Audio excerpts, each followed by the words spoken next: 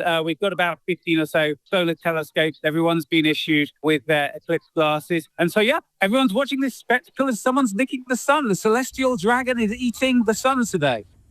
In other news, the Prime Minister's urged all retailers to stop selling single-use barbecues to try to prevent more wildfires. More than 1,000 have been reported in England and Wales already this year. That's around the total for the whole of 2025. Crews battling 7 fires in South Wales describe it as carnage, while another's burning underground at a Cambridgeshire nature reserve. Dave Swallows from the National Fire Chiefs Council. The majority of wildfires in the UK are caused by some kind of human interaction. There's very few sort of natural wildfires. So in some parts of the world, you see lightning, for example, start a wildfire. We don't really see that very much in the UK. The sister of a victim of a double murderer and rapist has told him to rot in prison as he's given a whole life order. Authorities admit failings meant 40-year-old Simon Levy was able to commit his crimes while on bail. And detectives investigating the fatal shooting of a man in South London on Monday have released his name. He was 25-year-old bus driver Auguste Marie Bailaka Amoa. A man who showed up in hospital with a gunshot wound is being kept there under police guard, arrested on suspicion of murder. In the city, the FTSE 100 closed down 11 at 10,833. The pound buys $1.35 and €1.17. LBC weather, patchy rain tonight in northwestern Scotland, dry elsewhere, lows of 12. Tomorrow, hot and sunny in the south, heavy showers later in the north, highs of 35. From Global's newsroom for LBC, I'm Matt Hewitt. This is LBC from Global, leading Britain's conversation with Simon Marks.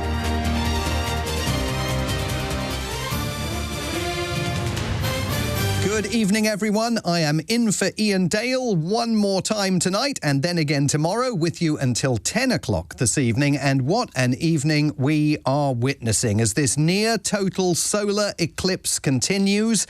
The first event of its kind in the UK since 1999. We are going to continue this hour with our celestial celebration. And while you are very welcome to listen to us on the radio or your mobile, if you can, join us tonight in Eclipse High Definition live on the LBC official YouTube channel, the Global Player or the LBC app. And then you'll be able to see what we're talking about as well as hearing about it. So the eclipse is underway. More than 90% of the sun is being covered by the moon. And if you happen to be in parts of Iceland or Greenland or Spain, you will get to see a total 100% eclipse. The UK has gone eclipse crazy today, so we're going to do the same thing this hour. Let us know where you're watching the eclipse, whether you are here or abroad, especially if you're listening to us or watching us in Iceland, Spain or Greenland. I'd love to hear about that experience. What are you seeing and hearing? If you've seen an eclipse before, how does this compare? If this is your first time, you've never seen anything like this, have you? I am especially curious to know what kind of emotions this event is stirring in you. In ancient times, as Tom was saying on his programme, eclipses spread fear and anxiety. Many people thought they were an omen or even a sign of the world coming to an end. But these days we are made of sterner, more informed stuff. And as we discussed on the programme last night, as we all become amateur astronomers for the evening, how much does this stir in you a commitment to the UK recommitting itself to scientific research, discovery and exploration? Call me now at 0345 6060 973. You can text 84850. But now it is 7:05, the peak moment of the eclipse in Edinburgh, and LBC's reporter in Scotland, Rebecca Brady, joins us from Calton Hill overlooking the city. Rebecca, what are you seeing? What are you hearing? Tell us all about it. Good evening. Good evening, Simon. There were thousands of people cheering just a minute ago as the clouds finally gone away just in time for us to see the peak of this eclipse. It's been cloudy all day here in Scotland. A lot of people getting incredibly nervous that they wouldn't actually get to see any of this eclipse at all. And at the key moment, we were alerted to it from all of the cheers. And you can hear them behind me again now, Simon. Can you hear that? Yes, we can. We absolutely can, Rebecca. It was a bit nerve-wracking, to say the least, for a while. But we've got so many people here, people who have made their own devices to try and view this safely. Just like Erin. Erin's joining me here. She's from New Zealand and has come with her own sort of viewfinder. Erin, tell us about this. I guess it's a viewfinder projector. Projecting the sun or the picture of it on the back of the box. It hasn't really worked very well until the last few minutes, so that's great. My B&B host gave me the tea box and the tinfoil, so shout out to Lucy for organising that for me. And obviously it's a big moment to be part of this eclipse. We're not going to see anything like this again until 2081. It was almost disappointment, but what are your emotions now? Well, I mean, it's come through in the end. It was looking quite disappointing with some dark kind of grey clouds before, but I guess it's a good story. It's come back to us at the end, which is good. Yeah. And there's finally been some good Scottish weather for a change, although albeit very, very close to the end. We're used to disappointment here, as you know, from our sports teams. Yeah, well, it's been stunning the last few days here in Edinburgh, and it was nearly going to be cruel irony that it was just cloudy today, but no. Well, I'll let you go and enjoy the rest of the eclipse. Thank you so much, Erin. I mean, if you want to view it, we are being warned, please do not look at it directly. You need some of these, which are special eclipse viewing glasses. Those went like hotcakes here. They sold out almost immediately, and they were giving them away at the observatory where I am now. But again, those were gone within minutes. If you couldn't get your hands on one and you're somewhere further south waiting for that peak, you can still use household items, something like a colander or one of these, a cocktail strainer, anything with small holes, even, I'm told, Ritz crackers. Now, let me show you those. Some Ritz crackers go through the holes there, and if you see the sun through that, don't look through them, don't do that at all. Put them somewhere with a flat surface like a wall or the ground behind you, and the sun will shine through at that key moment. You'll see the crescent, whatever's left of the sun that the moon hasn't obscured, you will see in the shadow on the ground, and that is a perfect way to view it. I suspect that's the first time you've packed Ritz crackers for an assignment, Rebecca. I'm very impressed. Tell me, is this your first eclipse? It's not my first eclipse. I saw one in 2015 when I was still at school, and I don't remember it being quite this hyped up. I mean, we were just in the school playground then, but here, thousands upon thousands of people climbed Calton Hill, waiting for something more exciting than the Fringe, apparently. Well, you've got such a fantastic vantage point there, and I mean, your feelings at the moment of, the peak of this eclipse? Sheer relief, Simon. I thought we were going to miss one of the most historic moments in this century, but finally Edinburgh pulled through for us right at the very end, just like it always does. Absolutely. Rebecca Brady, thank you so much indeed for joining us live from Edinburgh, where the peak moment of the eclipse passed about 4.5 minutes ago. Now we're going to go to LBC South of England correspondent Emma Core. She is joining us tonight from Winchester Planetarium. Emma, it's great to see you. What is the mood like there? Yeah, incredibly exciting, really. There's lots of people here, lots of families here with young children seeing this for the first time. Glasses on, as you can see behind me. We are just nearing the peak now, and you can really feel it getting quite dark within the last few moments. I'm joined right now by Anna, who has been doing talks here this evening, here at the planetarium, talking about this moment. Anna, how is, this is fantastic. How is this going for you? It must be incredibly exciting. Oh, it's so exciting, honestly, to have so many people who are excited as well. So I'm not just space nerding on my own like I normally am about less exciting things. It's such an exciting event. Yeah. And so rare, isn't it? This is so rare. Definitely, yeah. So here in the UK, last time we saw anything this impressive was back in 1999. Next time we'll get close to this, 2081. So almost like a 100-year stretch of just this in the middle. And everyone's got their glasses on behind me. Obviously, this is, you need those glasses on. I've tried them on earlier. I've got them with me right now, Simon. And, you really can, when you put them on, you can see. It's just so incredible. Have a little look. You can see a full crescent now, can't you? It's absolutely incredible. So we're going to hit 90%, are we?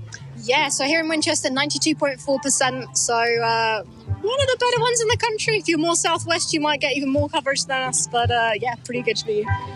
So, Simon, this is it. We are hitting the peak. We are only 3 minutes away. It's going to be a fantastic moment. Already feeling quite dark, and I think it's going to get a little bit cold, isn't it, Anna, as well? Probably, yeah, a little bit. As you say, we're nearing the peak, so a little bit more than this, and then it will start to get light again before it gets dark again for sunset. So definitely going to feel a little bit confusing. Thank you so much. Thank you.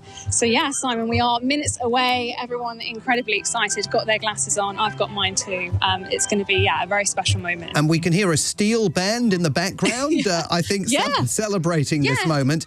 Emma, is there a sense there at Winchester Planetarium that this is actually not only a very exciting evening, but it's actually boosting interest in astronomy, in the planetarium, in the work that it does, and more broadly in science?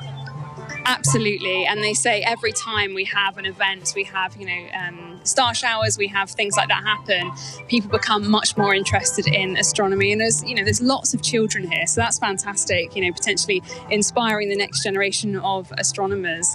Anna was telling me earlier that that's what they hope to see tonight. They hope people to come here, learn about what's happening, seeing it, and maybe going away and thinking about it as a career, possibly. Emma Core, thanks so much for joining us live from Winchester Planetarium. The peak is taking place right now here in London. Just before I came and took over from Tom, we do have a pair of glasses. We managed to get a pair of glasses. You couldn't find them for love nor money, unless you had lots of money here in London over the last few hours. But I was just taking a look at the partial eclipse through those glasses as we were witnessing it here in Leicester Square. And shortly before the hour, you could see about a third of the sun covered by the shadow of the moon, and it was quite a staggering thing to see. I'd really be interested in hearing from you. Where are you watching the eclipse? How are you watching it and viewing it? What are you seeing and hearing? And what does it make you think? Not just about this particular day, but more broadly about the Earth, science, astronomy. Does it make you recommit your interest in those passions? Call me at 0345 6060 973. That's what David has done. He's in Blackpool this evening. Good evening, David. Good evening. Yes, it's David and Charity at Williams. We're up in Hablington, in Blackpool, and we're in a meadow, and we can see all the birds all acting funny, and they're all diving into the water. Really? But, I mean, they were supposed to all get very quiet leading up to this, right? Because they sense something's happening.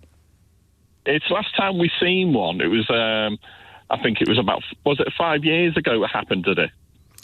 Well, there are partial eclipses from time to time. I mean, the last big one was in 1999, but you may well have seen a previous partial one more recently than that.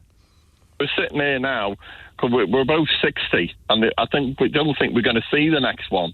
So we've got a glass of wine, and we're celebrating the one we're seeing now, and it's absolutely gorgeous, a full blue sky, and we can see just the tips of the moon disappear in the sun. Why was it so important for you to get out there and see it, David? I feel like I want to see how this meadow reacts, and we've seen the birds get confused. Birds are flying in. So the seagulls and birds flying into the actual pond. We've got a pond in front of us where our bungalow is, and it's absolutely gorgeous. And the sunset over the fields. See all the birds flying in. It's amazing. Sounds sublime, David. I hope you have a great evening. Really enjoy it. And thanks very much for calling in. That's David in Blackpool. You can tell us what you've seen, where you're viewing this eclipse and how you're viewing it. You can call us at 0345 6060 973. You can text 84850. In a few minutes, we're going to cross live to Cornwall. The peak is about to occur there. And we'll be talking to LBC's reporter on the scene, watching it all happen, Andy Ballantyne. It's Simon Marks in for Ian Dale on Eclipse Night here on LBC. It's 16 minutes past 7. This is LBC. Hurry! The Hillary's summer sale ends soon, but there's still time to get up to 50% off hundreds of made-to-measure blinds, curtains and shutters. Plus, you can still get an amazing £50 off your electric blind order, giving you the convenience and control of electric for less. And don't forget, with Hillary's, measuring and fitting is always included. So get window-wise and book your free in-home appointment today at hillarys.co.uk. But hurry! The Hillary's summer sale ends on the 24th of August. Conditions apply. Oh, I needed this trip. Oh, lounging in the sunshine, dipping my toes in the pool. Oh, sounds lovely. Amalfi Coast, was it? No, Brockwell Lido, darling. Unwind by the pool without leaving the city. Thameslink Railway, where every stop is a story. Goldbank London, a safe and sound way to buy and sell gold. Start your journey in gold today. Visit goldbank.co.uk. Take summer by storm with Kia. Introducing the new Kia Sportage Storm, a unique limited edition of the UK's favourite family SUV. Test drive the award-winning Kia Sportage today and order yours by the 31st of August to get 5.9% APR representative and up to £3,000 PCP finance deposit contribution. Search Kia Take Summer by Storm. Kia. Movement that inspires. T's and C's apply. Kia Finance. To verify, visit kia.com/UK/favourite. Leading Britain's conversation, LBC, with Simon Marks. And if you are watching us tonight on the LBC official YouTube channel or the Global Player or the LBC app, during the breaks, we are going to continue feeding you live pictures that we are receiving at the moment from Spain, where the peak moment of the eclipse is due to take place at 32 minutes past this hour. And you can already see a significant portion of the sun being covered up by the moon.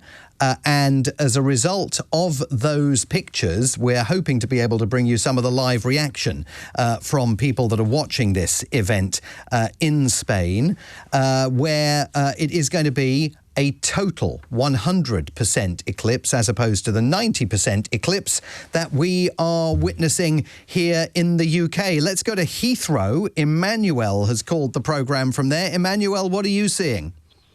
Okay, so I'm watching it from Heathrow, and in my Tesla, I didn't have a glasses, so I was driving around, and I just turned and I saw it. It's amazing.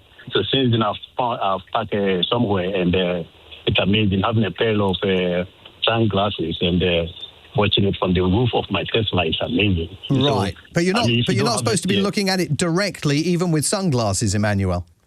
Yeah, but through the roof of the Tesla, it's not supposed to be recommended, but it's amazing to see it from the roof of the Tesla. What have you seen? I mean, we're now just past the peak, but it's still obviously still underway. Yes, you can see probably about 90% of it. And has anybody else pulled over? Are there other people watching where you are? Yes. People have just gathered around my car watching. From the roof, from the roof. And Emmanuel, have you seen an eclipse before? I've not. This is my first time, and I didn't know it was going to come, so I had no glasses, and it's just coincidence that I happened to turn and look through the roof, and I had a glimpse of it here. When you say you didn't know it was going to come, were you surprised by it this evening, or you found out about it earlier? I'm surprised by it this evening. I heard of it, but I didn't have the glasses, so I thought I was going to miss it. So what did you? Did you just suddenly wonder what was going on? Yes.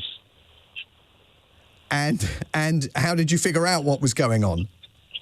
Well, when I was driving and I looked through the roof of the Tesla, I saw the sun is being covered by the moon. That time it was around, let's say, 70%. Yeah. But now I can see it's covered around 80-85%. It's moving slowly. And are you now an eclipse fan? Will you try and watch the next one? Oh, sure, I will. It's amazing. Maybe by then you can get a pair of eclipse glasses. Yes, it's amazing, yeah. All right, Emmanuel, So fascinating to thanks see. very much indeed for calling us. That's Emmanuel in Heathrow, watching it through the roof of his car with sunglasses, which I'm not sure is entirely recommended, as you know. We're going to be crossing live to LBC Southwest of England correspondent shortly. Andy Ballantyne in Falmouth. Lots of you texting in. Tess has texted in to say, I remember the 1999 eclipse, as it was 1 month after my 18th birthday on the 11th of August. So I am quite bemused that this eclipse is on the 12th of August. Nick has texted in rather cheekily to ask, why is the eclipse better in the south rather than up north? Another example of favouritism with the south. I hope Andy Burnham sorts it out, he says. Craig in Clacton has texted in to say Donald Trump's solar eclipse was the best eclipse ever, and nobody had ever seen an eclipse like that, and everyone knows it. A reference, of course, to the moment in 2017 when Donald Trump ignored all the advice of the experts and did indeed stare at the sky and look at an eclipse with his naked eye. Dean in Redditch says, in Redditch I can't see anything but a great big black cloud. Let's go now to LBC's Andy Ballantyne, our Southwest of England correspondent, joining us this evening from Pendennis Castle in Scotland. Andy, what is the mood like there? Well, it's pretty Falmouth, good. There's I mean. thousands of people along the seafront here, and I'm glad to say that one or two have got the calendars out, and the calendar trick has worked really, really well. Now, I'm joined with John from Blackwater, and John, we've had a marvellous display. It's been pretty good, yeah, can't complain at all. You've got pretty clear pictures, and you've managed to see it, go all the way round? Yeah, pretty much. It's on its way back out now, but the small nibble earlier on, it's gone all the way over, and it's coming out the other side. Fantastic, isn't it? And to actually be able to see this, what does it mean to you? It's just a fun thing that doesn't come around very often at all. It's 20, 30 years since the last one. I've no idea when the next one is going to be. Probably be very old by that point, I suspect. So, yeah, it's a great thing to happen. And was the calendar better than the glasses? Yes. Actually, yes. In what way? It's simpler. I know you get a handle on the physics behind it, but I'm afraid it just works. Put it back in the kitchen and ready for the salad tomorrow. And what do you reckon the rest of the family? Are we going to get the thumbs up from the rest of the family who are sitting on the wall reading their books at the moment? Yes, they're giving us the thumbs up. So the 95% has now passed, and the sun is now reappearing behind the moon, and it should be back to normal by about 8 o'clock. But we've had a tremendous show here, and the lights, well, it didn't go dark, it just kind of dimmed a little. We haven't had much reaction from the wildlife around here at Pendennis Point in Falmouth in Cornwall, but hopefully we've been, having one heck of a show, and the best show in the entire UK. And Andy, are you seeing lots of people with those kind of homemade instruments to watch the eclipse, given how difficult it was for so many people in the country to find a pair of eclipse glasses? Yeah, we had a lot of people handing out glasses, actually, to families and especially to small children, which was really good to see. I came across a couple. They made a couple of Blue Peter cardboard boxes, and it was actually quite effective once you knew where to look in the box.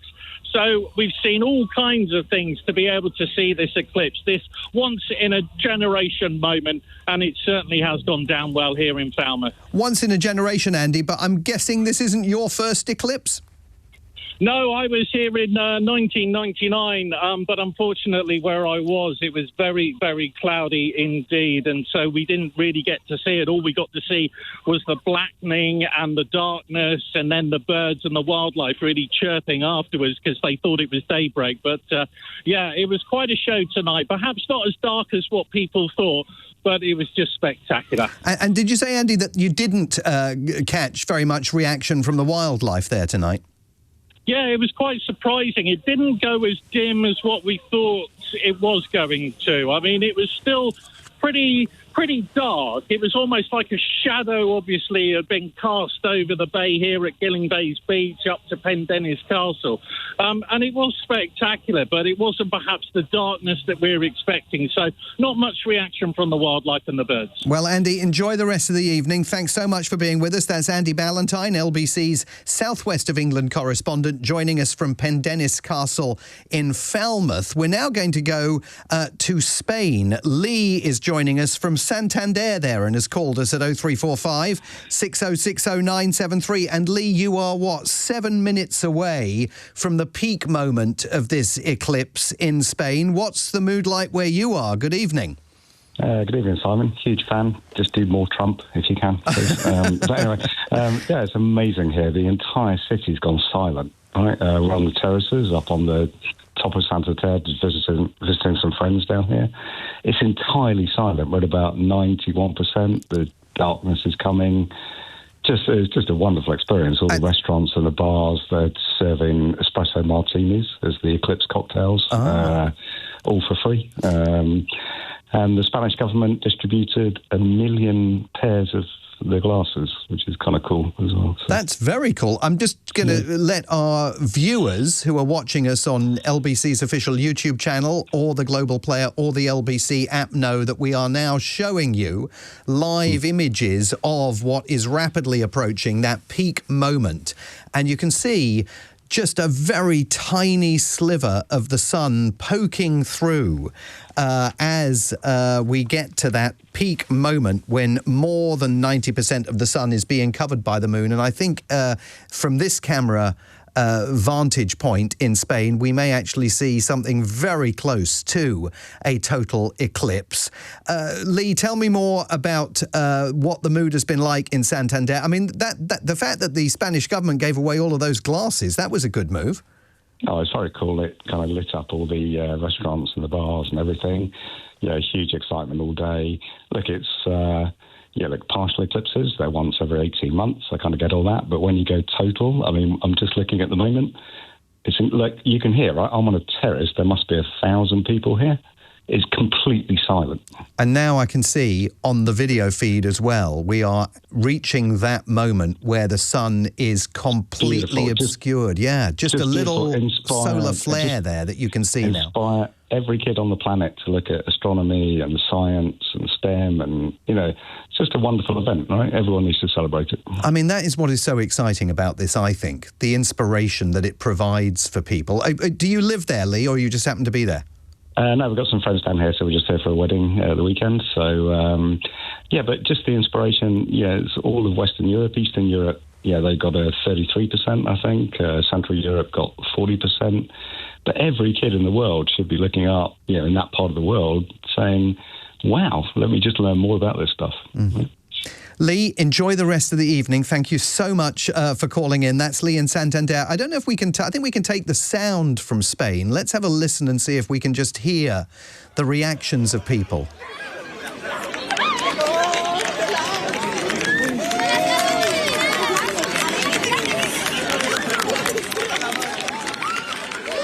That's the reaction live from a beach in southern Spain as the moment of totality takes place and the whole of the sun covered by the moon. And now we're beginning to see sort of solar flares emerging. We saw one briefly on the left-hand side as that moment of totality occurred. Now the moon is revealing just a little bit of a sliver of the sun on the right-hand side. Let's listen again to that reaction.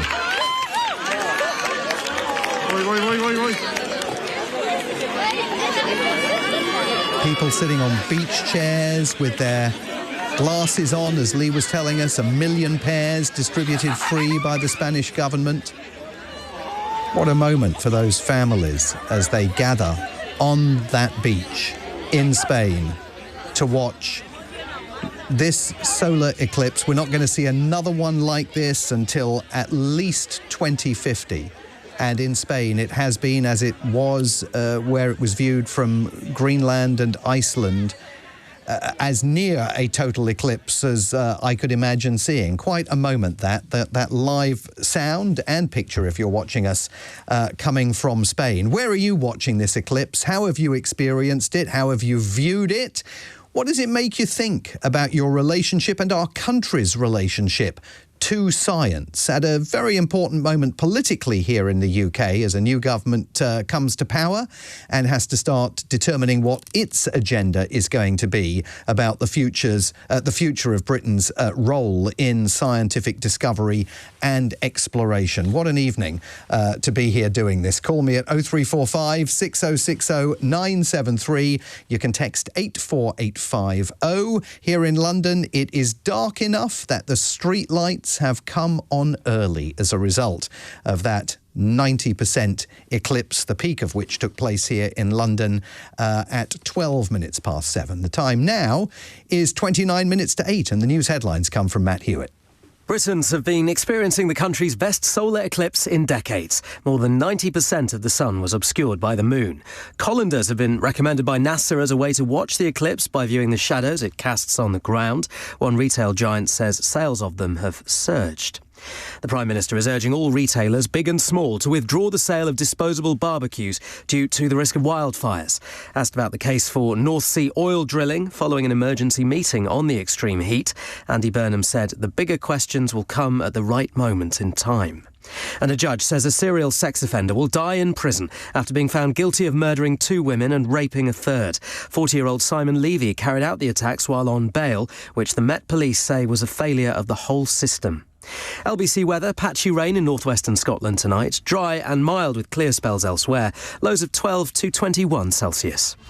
Ben Kentish from 10 p.m. Another row today over where to house asylum seekers. So why does nobody want to live near these people? And is that justified? Plus, big questions once again for the Met Police over its handling of violence against women and girls. And from 11, a world-famous neuroscientist takes your calls on all things smartphones, social media and addiction.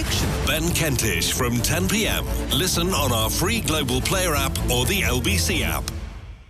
Us kids are mesmerised by the mundane, entranced by the everyday. Where grown-ups see a snail, we see a slippery shelled beast from the undergrowth. But around 1 in 5 young children have a sight condition that can get in the way of all that wonder.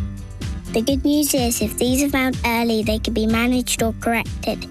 So book your child a free eye test at Specsavers today. Find out more at specsavers.co.uk/kidstests. What you're hearing is real. The aliens have landed and they have something to say. Take us to your dealer. Just 0.9% APR on every new Mini. They just want to go to a mini retailer. Mini. You heard them. Off we go. Make contact at your nearest retailer and get 0.9% APR representative across the entire range with a 25% deposit and 24-month term. Mini UK is a credit broker. Order by 30th September, delivered by 31st December. PCP with Mini Financial Services. Subject to status. T's and C's apply. mini.co.uk/offers. Look, there's a snail, and its eyes are sticking out of its antlers. It looks like an ice cream. Ella sees a lot more than just a snail. With free kids' glasses from Specsavers, plus a second pair from £10, they'll see a world of wonders. And you'll see a great deal too. So book them an appointment at Specsavers today for free. £10 second pair with free glasses from our £65 and above range. Conditions apply. See online for details. This is LBC with Simon Marks. Alison has texted the programme to say, Simon, I think Andy Burnham's government missed a trick with the glasses. They could have provided them free for all school children at least. That reflecting on what Lee was telling us from Santander, 1 million pairs of glasses given out free by the Spanish government to people. Many of you are being kind enough to text pictures in to the programme of what's happening where you are, and there are some great images there from various parts of the country of people as they observe this partial 90% eclipse. I want to talk in a moment to an astronomer and former senior advisor for science and exploration at the European Space Agency about what we can all learn from the events of this evening. But last night on the programme, I spoke spoke to Professor Chris Lintott, British astrophysicist and author, also the host of The Sky at Night. And I asked him yesterday, do scientists already know everything there is to know about an eclipse, or what are they going to be gleaning from the events that we're all watching right now? The scientific excitement is that we get to see the sun's outer atmosphere from a total eclipse. So from here in Spain, where the moon blocks out the sun's disk completely, we get our only view of the corona, which is the sun's atmosphere. And it's this sort of pearly white glow with streamers and all sorts of texture to it. So we get a good look at that. So I know friends of mine are up in an aircraft chasing the thing to make sure that they get a good scientific view.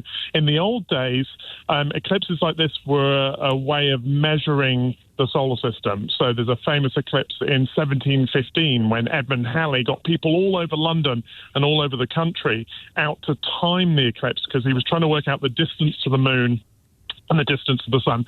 These days we know those things. It's a chance to learn a bit about the sun, but mostly this is a chance to go outside and look up and enjoy a spectacle, which is, I think, the best kind of astronomy. Well, joining us now live from Heidelberg in southwestern Germany is Mark McCaughrean, astronomer and former senior advisor for science and exploration at the European Space Agency. And Mr. McCaughrean, I believe you are joining us from the top of a hill in Heidelberg. What are you seeing? What's it been like? It's great to talk to you again. Yeah, it's a little bit more than a hill, actually. We're about 1,700 feet up in the Odenwald, the forest near Heidelberg. And then actually I'm standing looking down at the moment about 150 foot up on a wooden tower. There were a couple of hundred people up here, and it's quite wobbly at some point. But everybody enjoyed what they saw. It's now about 20 minutes since the maximum eclipse, same as in the UK roughly for us, about 90%, not full totality, but it's now setting towards across the city of Mannheim and across towards Luxembourg. So it's a very, very pretty blue sky here and a lovely place to watch it with lots of people. And when you hit that peak moment, what was the public reaction there like? Well, because it's not like totality when, of course, the sun dims by a factor of 1 million or so. It's a very gradual process, but you could really feel, things getting a bit colder as there was less sunlight.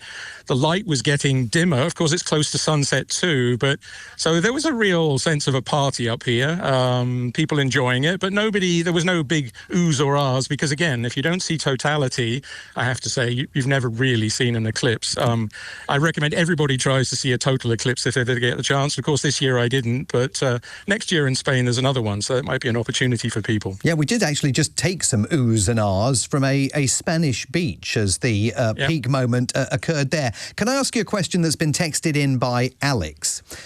Who writes, the most amazing thing about the eclipse that no one thinks about is that it is an unexplained 1 in a trillion coincidence that the moon for no reason just happens to be exactly the same size as the sun from the perspective of Earth, which is what makes these eclipses possible.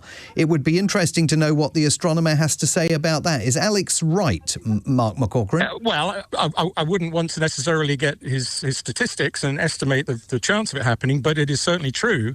We're in a very kind of interesting time where the moon is just about the right size to cover up the sun. Sometimes the moon is a little bit further away in its orbit because its orbit's elliptical. So sometimes it actually doesn't cover up the whole sun, and you get a ring of the sun shining from around the outside. It's called an annular eclipse.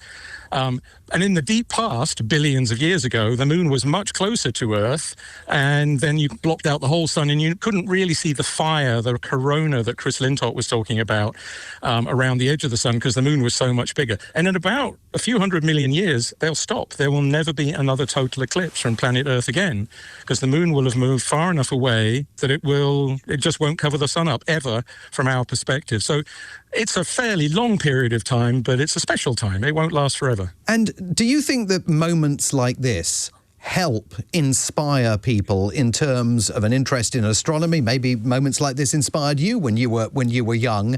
And I'm also wondering if you think that they reinvigorate the public's commitment to and focus on science, exploration and discovery. Oh, absolutely. And I think, the people here, I work at an observatory here, the Max Planck Institute for Astronomy. I can see it. It's across, about 10 kilometers away. There are people looking down in the valley, people up here on this high vantage point. And I think everybody kind of understands that this is predictable. We know exactly the second it's going to happen. And that has to do with science. The fact we measure the way the solar system is moving. The laws of physics apply to the sun and the moon, just as they apply to the fact this great big wooden tower could hold 200 people on it without falling over. And it, of course, applies to so much else in life, like, vaccinations and energy issues and climate change. And I think, astronomy is a very interesting gateway into bringing people into physics and being able to witness a spectacular event like this. And of course, I'm jealous of the people who've been down in Spain seeing totality. But even 90% partial, it's a real thing, and you don't see it every day. And I absolutely agree. It brings people back into science and physics and astronomy, and I'm all for it. And can I just ask you finally about something that Chris Lintott referenced there yesterday? These people that go up in aeroplanes, I mean, I've heard of sort of tornado chasers, but what do you learn if you go up in an aeroplane and try and follow an eclipse? What are they learning? Well, the first thing is, of course, you can get out of the chance of there being lots of clouds in your way, and some people have been unlucky today, even in Spain. You get above much of the atmosphere as well, and that means you can get sharper pictures. And in fact, the best way to do it's in space. And the European Space Agency has a very clever spacecraft at the moment called Proba 3. It has a sort of boring name, but it's actually two spacecraft that fly 150 meters apart, and one of them can move in front of the other and make an artificial eclipse in the sky. So actually, although this only happens every, once a year somewhere on the planet and in a given location, very rarely, we can actually make them in space now and learn about that atmosphere of the sun. So that being in an airplane is a good way of doing that, but going into space is an even better way. And Proba 3 is, taking amazing data. It has eclipses more or less every day, which is a stunning achievement.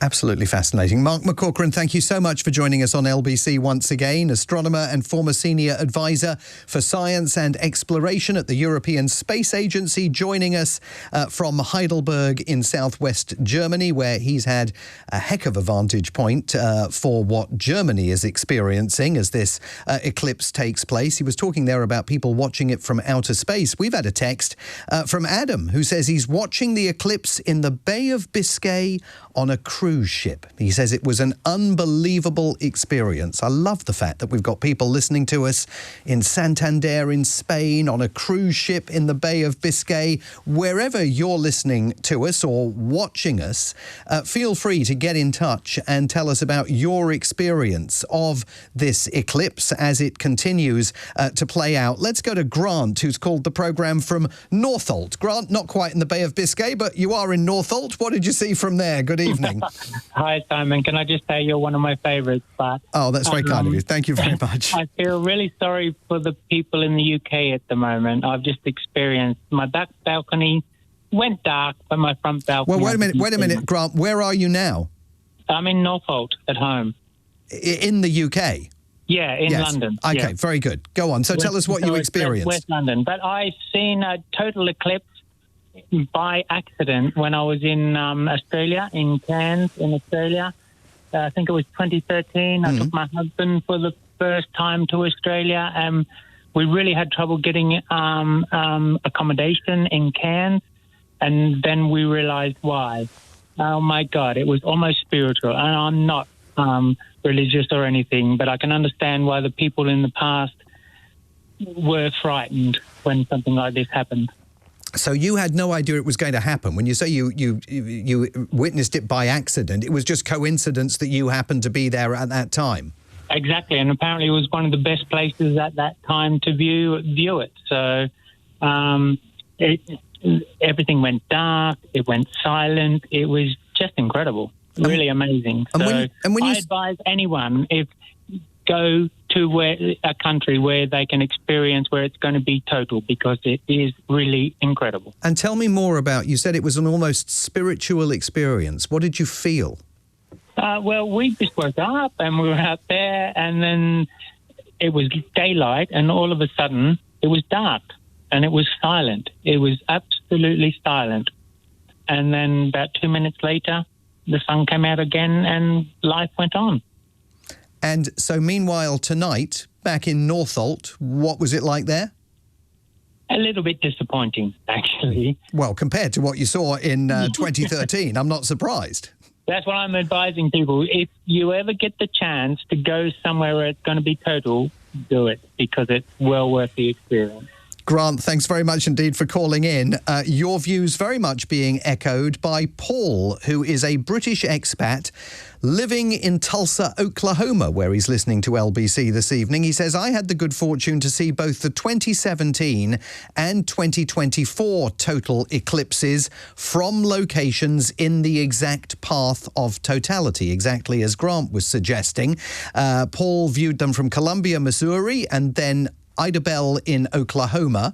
He says both were well worth the drive. What struck me most in both cases was the feeling of eeriness as the eclipse happened, followed by the joy and thrill expressed by the watchers as they saw what for many would be a non-metaphorical once-in-a-lifetime event.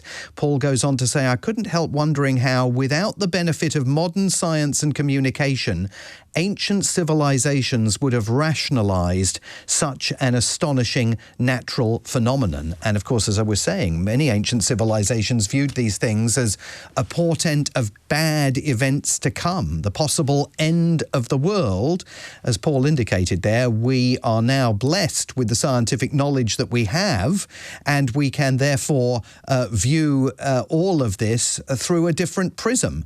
It can still, though, as our caller was just suggesting, leave you feeling spiritual or something along those lines. Let me know how you are witnessing this eclipse. Tell me what you're seeing. Tell me what you're viewing. Tell me how you viewed it.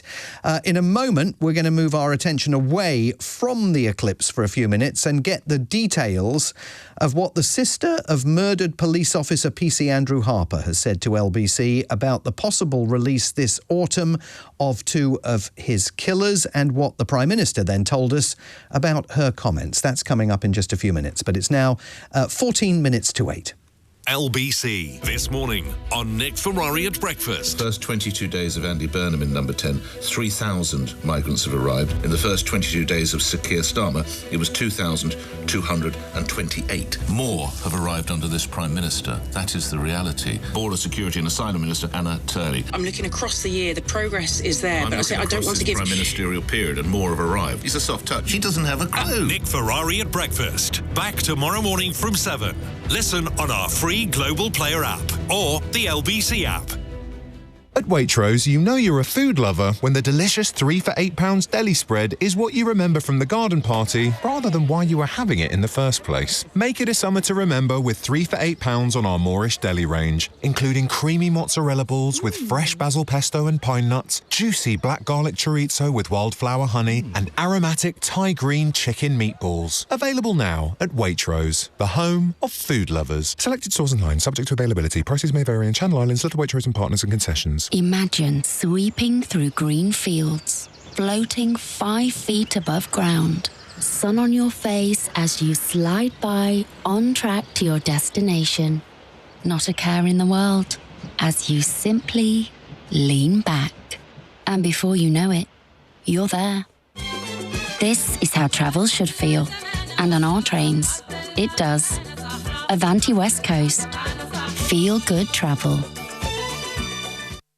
What you're hearing is real. The aliens have landed and they have something to say. Take us to your dealer. Just 0.9% APR on every new Mini. They just want to go to a mini retailer. Mini. You heard them. Off we go. Make contact at your nearest retailer and get 0.9% APR representative across the entire range with a 25% deposit and 24-month term. Mini UK is a credit broker. Order by 30th September, delivered by 31st December. PCP with Mini Financial Services. Subject to status. T's and C's apply. mini.co.uk/offers. Honestly, I've been putting MTD off. First it was, I'll do it after this job. Then, after some grouting. After sorting the back of the van. After fish fingers and peas. And then I thought, no, just get it done. Get MTD done simply with Sage for free. Just connect to your bank, we'll sort your transactions, then submit your update to HMRC. Search Sage MTD. Simon Marks on LBC. Text 84850. Lots more calls on the eclipse and text messages on the eclipse to come in just a few moments. But first, in other news today, Amy Harper, the sister of PC Andrew Harper, has been speaking exclusively to LBC about the possibility of her brother's killers going free under the government's prison early release scheme. The Prime Minister indicated yesterday, as you know, that he is not accepting claims that it is impossible to prevent them from going free at some point over the next year. He told the Justice Ministry to get it sorted. And he has also been talking exclusively to LBC about the Harper family's ordeal over the last few weeks. Earlier, I spoke to my colleague, LBC presenter and reporter Henry Riley, and started by asking him about what Amy Harper has been telling us. I think it's worth emphasising something. This is the first time we've heard from Andrew Harper's sister since this news came out about the fact that two of the people involved in the killing of her brother were eligible for early release. And this note that we've been given by Amy Harper, Simon, is tragic, it's shocking. I think one of the most emotive parts is when she says, I've not even reached the age that he, i.e. her brother Andrew, was when he died. That was supposed to be the next big milestone for me. I never imagined that they could be out before then. And that's referencing the fact that Amy is herself 27 and Andrew, who was killed in 2019, was 28 at the time. That's very much on that part. In terms of the two individuals really at the centre of this row, Simon, she says that even when the most vulgar and damning evidence was being read out or shown in court, of which she obviously attended, these boys, quoting here, were sniggering away. They would even joke directly towards me and my family. This, of course, during the court case, she said they did not have any remorse whatsoever and that she truly doubts they've changed enough for them to be out of prison. And I mean, just heartbreakingly, Simon, saying Andrew was my big brother. I don't usually speak out like this. And I think lastly, what was interesting on this point was she actually gave us her thoughts on the wider issue of the early release scheme. Just to quote her here, my main thoughts right now are with the domestic abuse survivors, as they are the people that face immediate danger. I can only imagine the fear that they will be experiencing right now. My only hope is that our story can do some good by shining a light on how poorly thought out this policy is. Now, the Harper family, we now know, of course, has had outreach from Number 10. You had a chance to talk to the Prime Minister yesterday and put to him what we had heard from PC Andrew Harper's sister. Yes, and directly. So I'd asked him firstly, the Prime Minister, about the situation and whether they would be indeed released early, these two individuals. But then I read out that to the Prime Minister and sitting on a sort of intimate sofa with Andy Burnham, you could tell listening to this that he was moved, and I asked him the exact question, what's your response to Amy? I hear you, I feel for you. I wouldn't forgive myself if I didn't do everything I possibly could to try and lessen your anguish, and I am doing that. I am turning over every stone. I am looking at everything. I am pushing the system to go further. That's the way I go about my job. I listen to people. I continually push myself and the system to do more. In this instance, I think there is more that can be done. And so making that point, again, on the policy terms, which you've been speaking about this week, that there is more, there are other levers he's looking at, but also really saying he wouldn't be able to forgive himself if he didn't try and do more. When Angela Rayner was talking to Nick Ferrari earlier in the week, she was declarative. She said those killers of PC Harper will not now be released early. The Prime Minister was not entirely declarative in his conversation with you yesterday. Do you think there is any doubt about the outcome of all of this? I don't personally think there's any doubt. I think if you speak to those in Downing Street privately, they would be far more assertive than Andy Burnham is. Certainly that's been my experience the last few days. However, I think the Prime Minister is just acutely aware at how difficult this is. We've already had people talking about an individual carve-out for specific people, the fact that that's virtually, in their view, unworkable.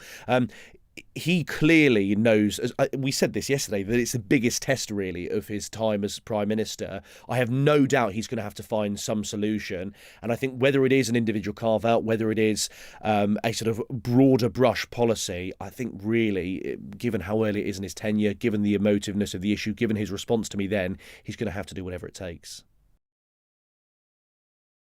Earlier in the evening here, and don't forget to join Henry for his programme on Sunday from 3 to 6 here on LBC.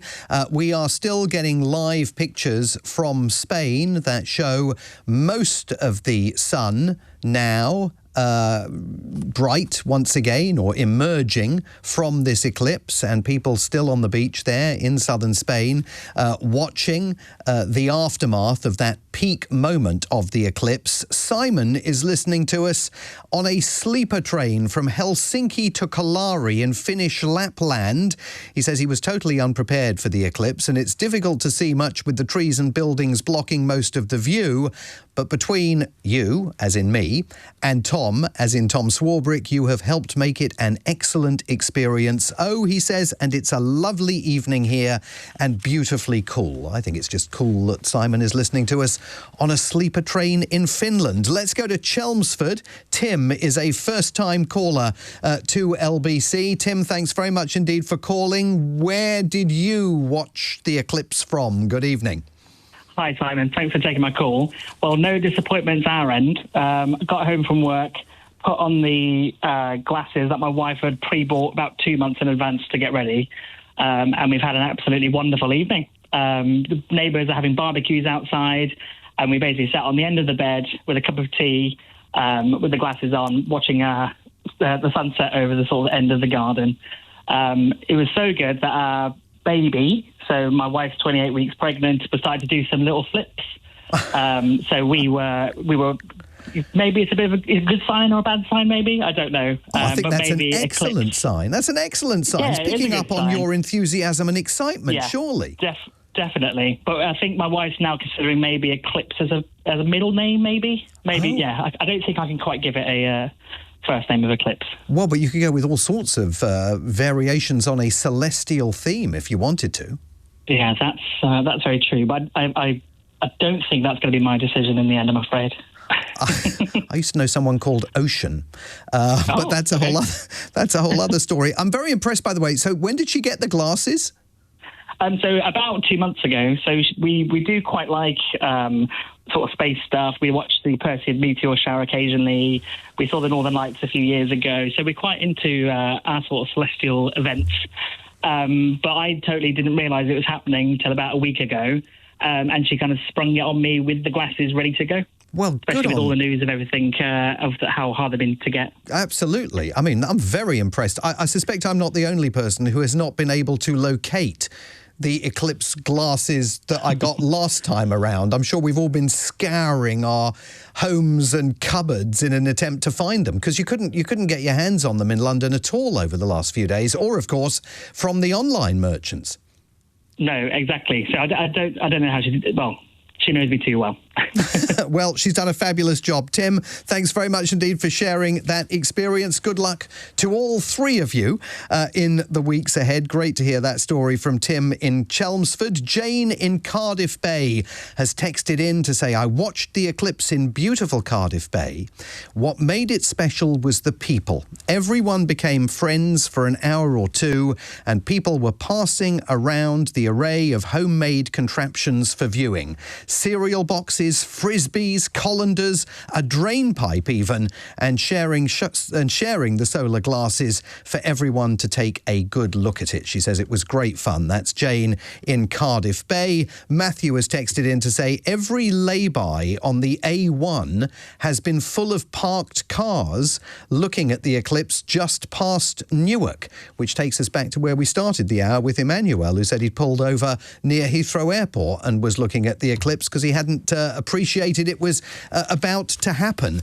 Thanks to all of you, wherever you are in the UK, for joining us and sharing your experiences of the eclipse, or whether you've been listening to us overseas and have called in some cases, and in many cases texted to share your experiences. I tell you what, we'll do this next time. Let's make a date. We'll do it again in 2050. How about that? Coming up into our next hour, there was big news today from number 10. The Prime Minister, on the eve of what could be the hottest day of a very hot summer, convened a Cobra meeting to discuss the extreme heat and its impacts. Hear what he had to say.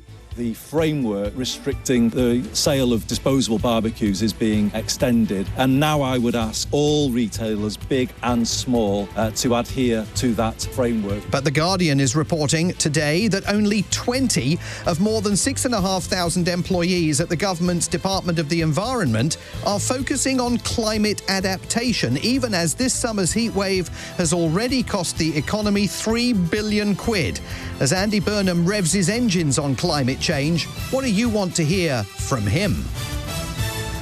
On your radio, on the LBC app, and Play LBC. leading Britain's conversation. This is LBC. From Global's newsroom at 8 o'clock, for the first time since 1999, people across the country have been able to view a partial solar eclipse.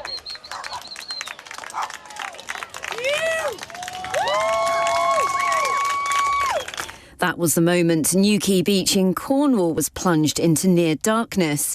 It's fallen across for millions of people who've gathered in parks and beaches with only a sliver of sun left visible behind the moon. There's been more than 90% coverage in the UK, with totality in places like Iceland. LBC's southwest of England correspondent Andy Ballantyne watched from Pendennis Castle in Falmouth. We've had a tremendous show here, and the lights, well, it didn't go dark, it just kind of dimmed a little. We haven't had much reaction from the wildlife around here at Pendennis Point in Falmouth in Cornwall, but we've been having one heck of a show, and the best show in the entire UK. Over 1,000 wildfires have been recorded across England and Wales in 2026 so far. The milestone comes as the Prime Minister urges all retailers, big and small, to withdraw the sale of disposable barbecues to prevent more wildfires this summer. He's been chairing an emergency government meeting to discuss its response to extreme heat, wildfires and drought. Dr Chloe Brimcombe is a climate scientist at the University of Oxford. She's clear what she wanted on the agenda. It's just to do with long-term planning. We've not had any long-term planning for climate change, and so we could expect this to kind of be the outcome. So I hope that they're discussing that, as well as initial plans to tackle the short-term effects that we're continuing to see this summer.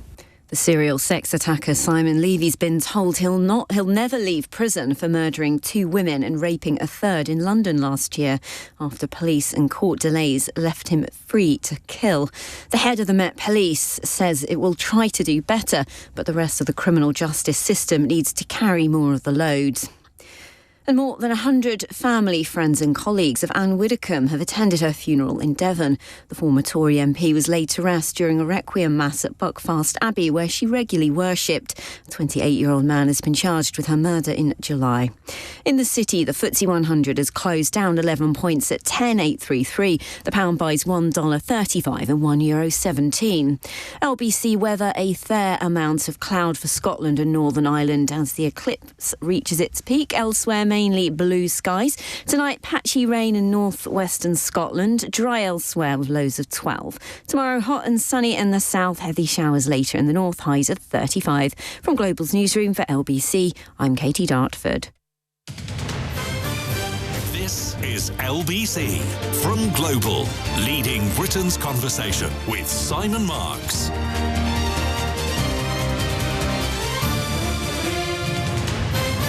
And I'm in for Ian Dale once again this evening, with you tonight until 10, and then again tomorrow night from 7 until 10.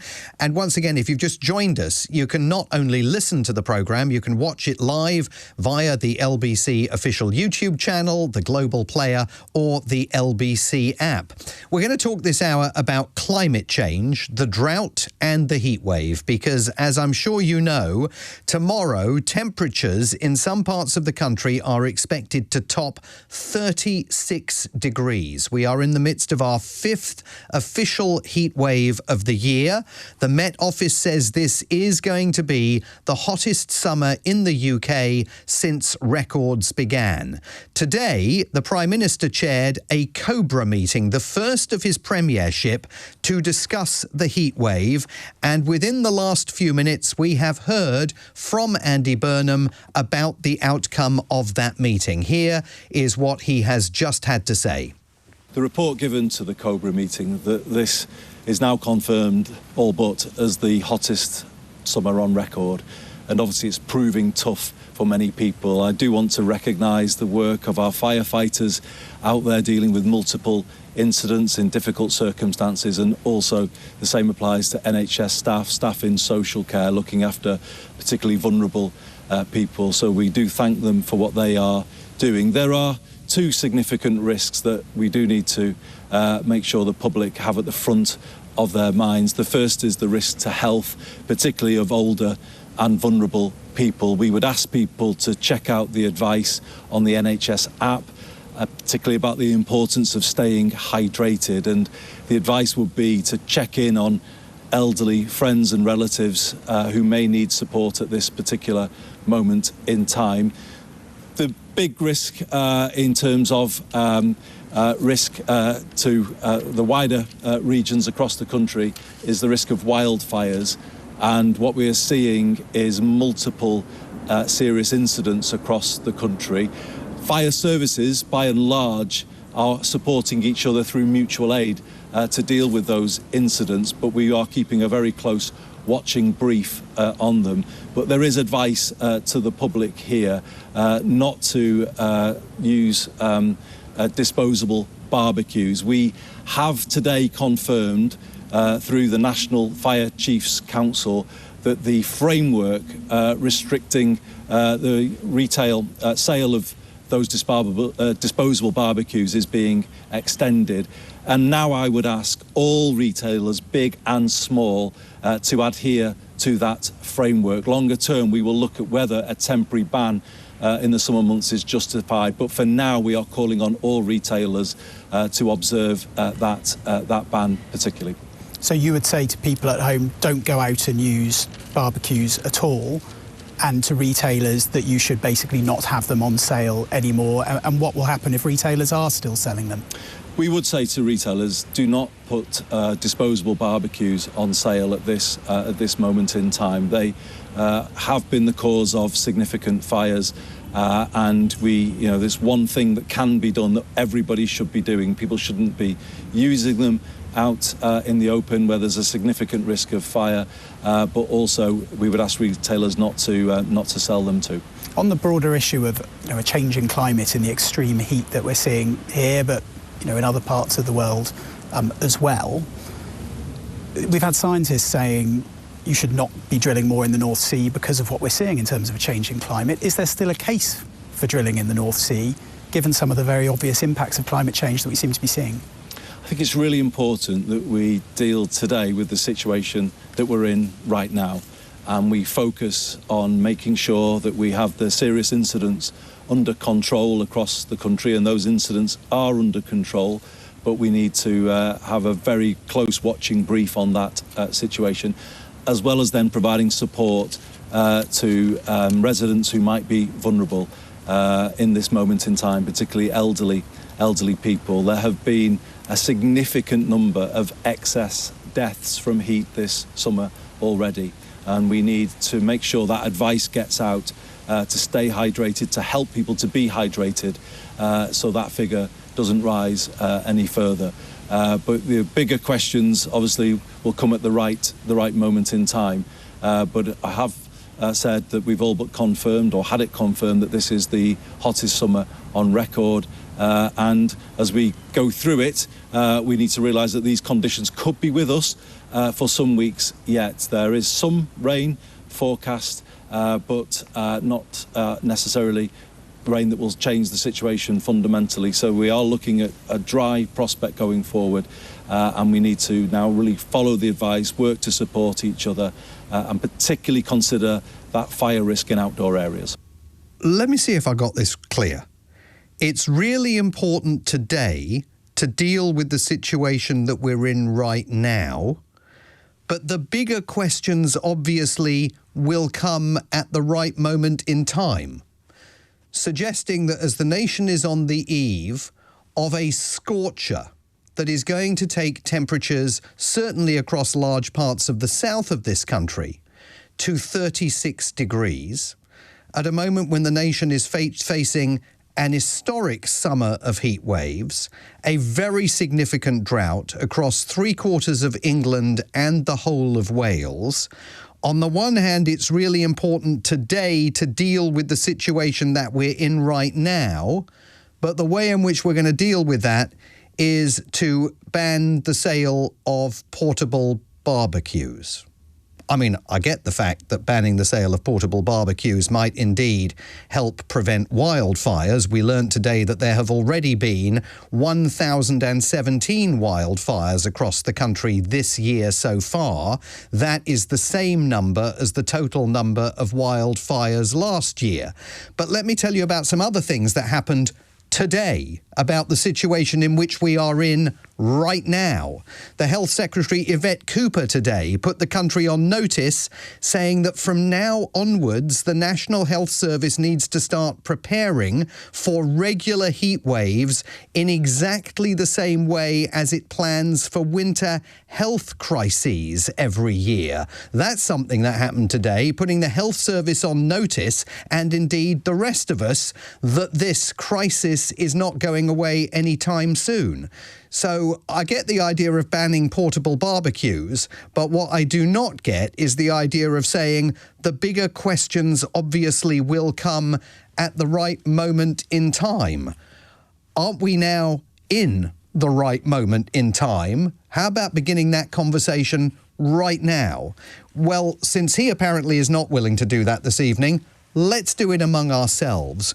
What would you like to be hearing from the Prime Minister about his plans to combat and tackle climate change on a day where we learnt from The Guardian's reporting that only 20 of more than 6,500 employees at the government's Department of the Environment are focusing on climate adaptation? Only 20 of them. It's 0.3% of DEFRA's workforce. How is that possible? Apart from seconding more staff at DEFRA to work on climate adaptation, and let's face it, it'd be hard to second fewer of them. What do you want Andy Burnham to do? What do you want to hear from him beyond the need to ban portable barbecues? What do you want to share with him? Call me at 0345 6060 973. You can text 84850. LBC's political editor Natasha Clark has been listening to those comments by the Prime Minister coming out of the Cobra meeting. I mean, Natasha, this is a Prime Minister who has taken office in the middle of an historic series of heat waves that demonstrate the scale of the threat climate change poses to this country. And that's all we got?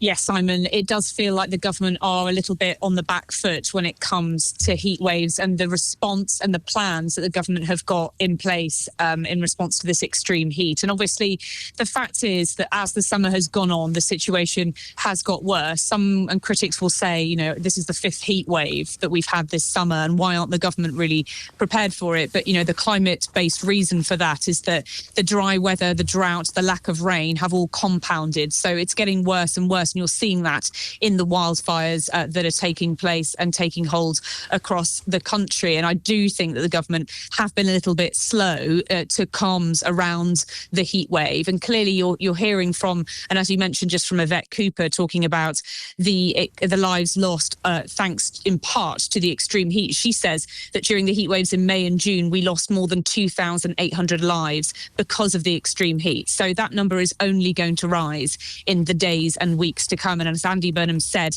in that pool clip, it's only going to continue. We might be seeing this for a few more weeks to come. And actually, just on those statistics, Simon, compare that to the winter crisis that we talk about in the NHS year in, year out. And we talk about those members of the vulnerable population, the elderly, who lose their lives over the winter. And if you look at those deaths from last year, an estimated 2,500 deaths in England associated with cold weather across 3 cold episodes between November 2024 and January 2025. So already, and that is just England, so we should of course add the statistics in Scotland, Wales and Northern Ireland to that, but already those in England, according to the statistics that Yvette Cooper was talking about, heat-related deaths already overtaking those cold winter deaths in England. And I asked Miatta Fahnbulleh, the Energy and Environment Secretary, about this when I spoke to her a couple of weeks ago. She's just obviously got into the job. And I asked her about the idea of in the winter we have cold winter payments, essentially help for people to turn their heating on. I think there should be a serious discussion in government, and lots of people I've spoken to say that there should be now warm weather payments, essentially to help people turn on their air conditioning or to help people with other costs associated with the hot weather. But very much, as you say, this does feel like the government are a little bit on the back foot on this. And Andy Burnham in that poll clip talked about recommending retailers to not sell these barbecues. There is now no longer still an outright ban on the sale of barbecues. We spoke to the MP for High Peak, John Pearce. He spoke to him last week on LBC. He's one of those who's been campaigning retailers for a nationwide ban. His area is one of the areas of the UK that is most affected by wildfires. And he says that many of the local retailers there have already adopted a de facto ban. The Green Party have been urging Andy Burnham to take this issue generally more seriously. The Green Party leader Zach Polanski did an emergency press conference to Andy Burnham last week, where they were urging him to call a Cobra meeting about this issue. Of course, Andy Burnham now has called that emergency Cobra meeting. I think we're going to be hearing a lot more from Andy Burnham and from the government in the days and weeks ahead on this heat-related emergency. Natasha Clark, LBC's political editor, thanks very much indeed. And Natasha absolutely correctly correcting what I was saying. He hasn't banned barbecues. He says he's considering the possibility. He says he simply is urging all retailers, big and small, to pull the barbecues from their shelves. Also joining me this evening is Emma Howard-Boyd, chair of the Independent National Heat Risk Commission, based at the London School of Economics Grantham Research Institute on Climate Change and the Environment. Emma Howard-Boyd, thanks to you also very much for being with us on LBC tonight. I mean, that's pretty thin gruel coming from a Prime Minister who's taken office at an historic moment in terms of this country's battle with climate change. What would you like to be hearing from him? Good evening. Good evening, and really hoping that in the hours, days to come, we're going to hear far more about the resources allocated to supporting the country through this heat wave. I was hoping, and I'm hoping that this will come, that we'd hear more about the resources dedicated to fire services, but also our hospitals, our care homes, where we know that in previous heat waves this summer, ambulance services, A&E have been stretched thin. We've heard that again today from different representatives across the fire services. And one of the functions of a Cobra meeting is to bring together that rhythm of the information that will tell us when our weather is changing, whether it is worsening, getting better, and coordinating the work between emergency services, but also different departments. I do think when you are in an emergency setting, it is important to concentrate on making sure that we are looking after the people that need to be looked after, those most vulnerable, and supporting those emergency services so that those resources are concentrated where they're most needed. But then we have to shift really quickly to what are the the more strategic decisions that this government and governments in the past need to make sure that we are ready for these events that are happening more and more. Where this sort of action is taking place is at the mayoral level, and I think that's an area, given the Prime Minister's former role as a mayor and some of his plans around devolution, that we can see national guidance cascade down to the regional level, where working through local resilience forums and then into those strategic investment decisions, we have a real opportunity to get this right and get this right relatively quickly. Well, one thing that became clear today is that not much of this action on climate adaptation is taking place at DEFRA. The Guardian reporting that after a freedom of information request that was advanced by an independent activist and journalist, only 20 of 6,500 staff at DEFRA are assigned to focus on climate adaptation. So, I mean, one thing he could do would be immediately to make a change in that regard, no?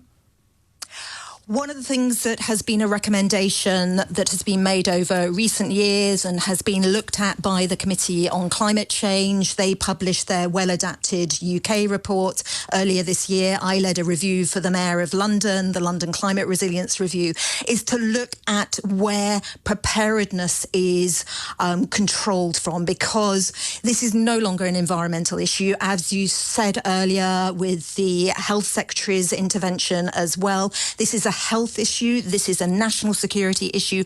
This is an economic issue. Colleagues at LSE have published research showing that in the week of the June heatwave, the knock-on consequences of our economy was over £1 billion.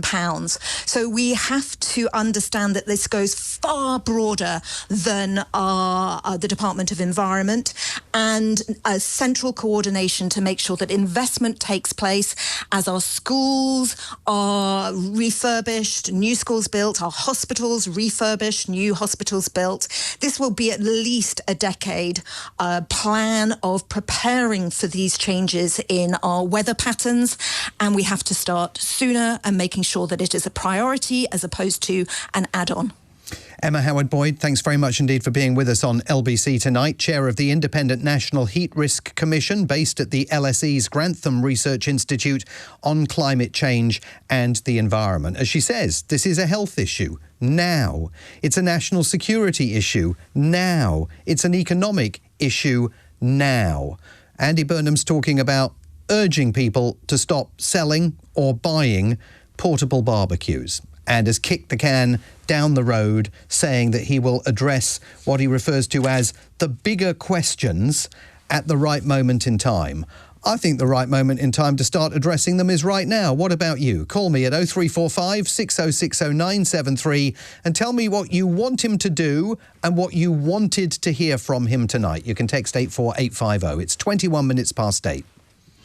Ben Kentish from 10 p.m. Another row today over where to house asylum seekers. So why does nobody want to live near these people? And is that justified? Plus, big questions once again for the Met Police over its handling of violence against women and girls. And from 11, a world-famous neuroscientist takes your calls on all things smartphones, social media and addiction. Ben Kentish from 10 p.m. Listen on our free Global Player app or the LBC app. Pick up more sun cream. Impromptu picnic, late night cinema trip. Do more this summer. Hop on and off with the Weekend Hopper. Get unlimited weekend bus and tram journeys for £1.75 per day every Saturday and Sunday from the 25th of July. Plan your journey with the TfL Go app. To the Mayor of London and TfL, every journey matters. Offer valid from 4:30 a.m. on the 25th of July until 23:59 Monday the 31st of August. Always use the same card or device when touching in. For more information, search TfL Hopper. Big Motoring World is the nation's biggest used car supermarket. So we go big on choice.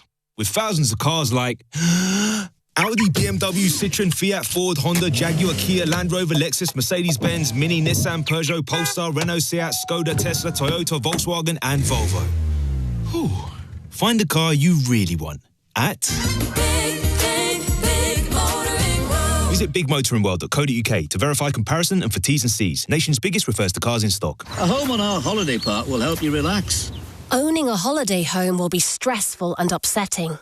It'll make money for you. there are endless hidden costs. Oh, yeah, we'll buy it back whenever. We'll pay you a fraction of what it's worth. There are two sides to every story.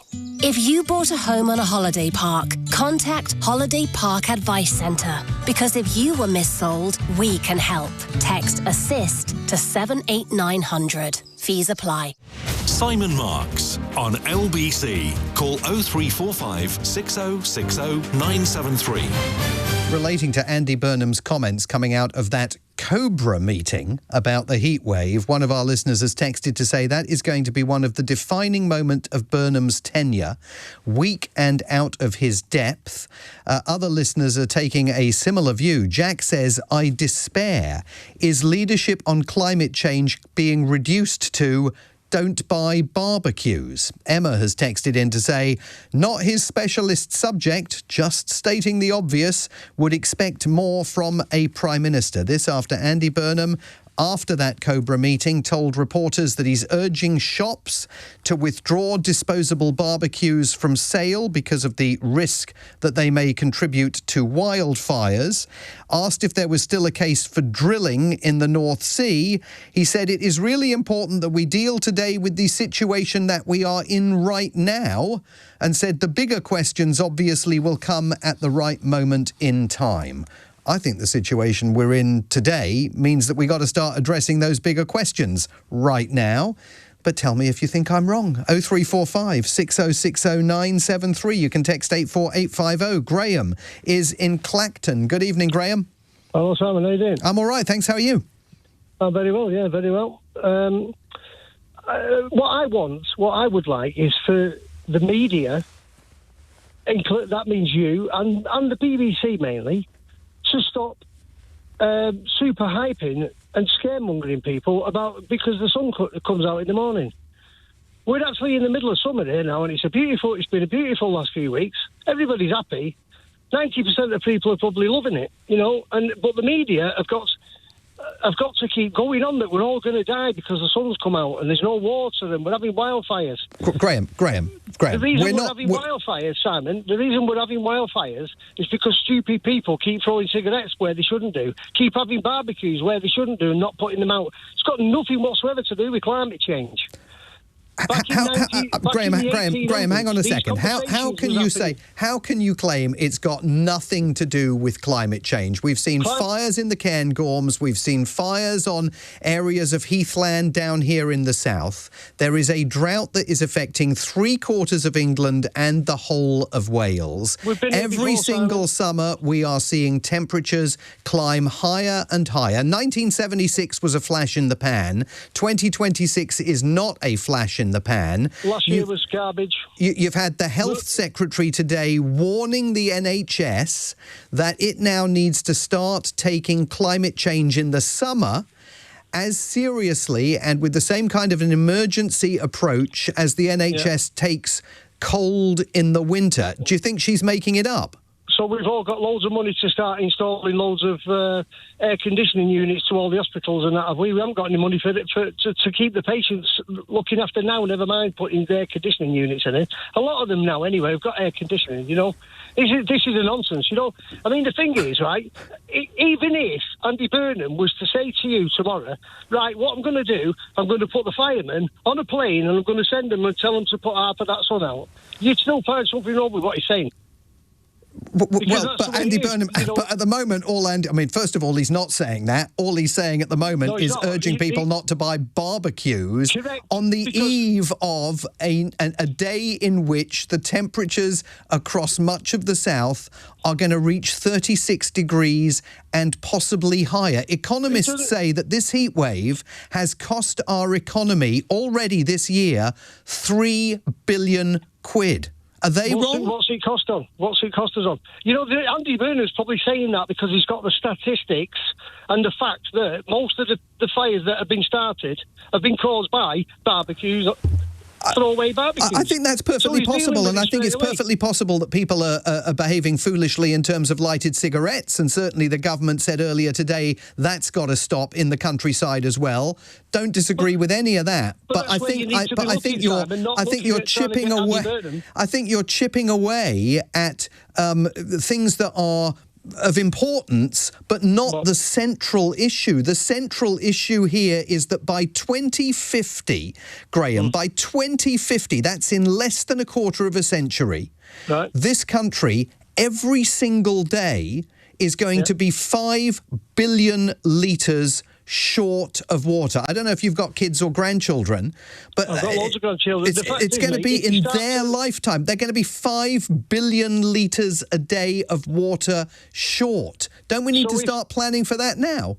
No, the media need to pressure the government then, if that's the way you want to be, into building more reservoirs and that, which they haven't been doing. And let's be honest, we've had 14 years of conservative decay and destruction. Right, nothing's happened for the last 14, nearly 20 years, to be fair. You know, it's time now that things are starting to happen. Investments are being made. You can't do everything at once. You've got to just, you know, the climate's changing. Right? I'm not a climate change denier. The climate's changing, and it's been changing for the last 7-8 billion years or something like that. You know, you can't, don't take my word for it. Professor Brian Cox will tell you the same. The sun's coming towards the end of its life. If there's about 4 to 5 billion years left in it, as it's going towards the end of its life, it gets bigger, which, guess what? It's going to make us warmer.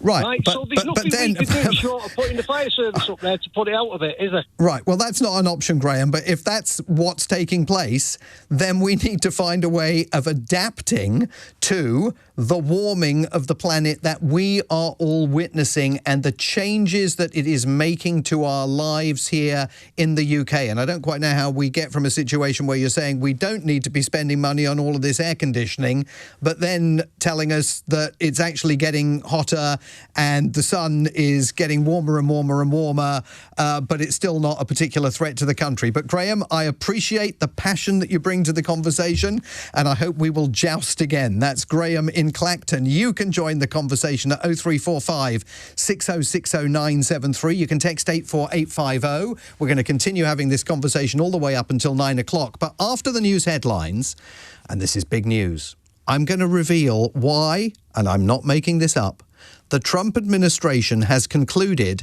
that trumpets, trombones and tubas made in Britain, or indeed made anywhere else other than America, are now national security threats. That's coming up in just a few moments. It's now 8:30. The news headlines come from Katie Dartford.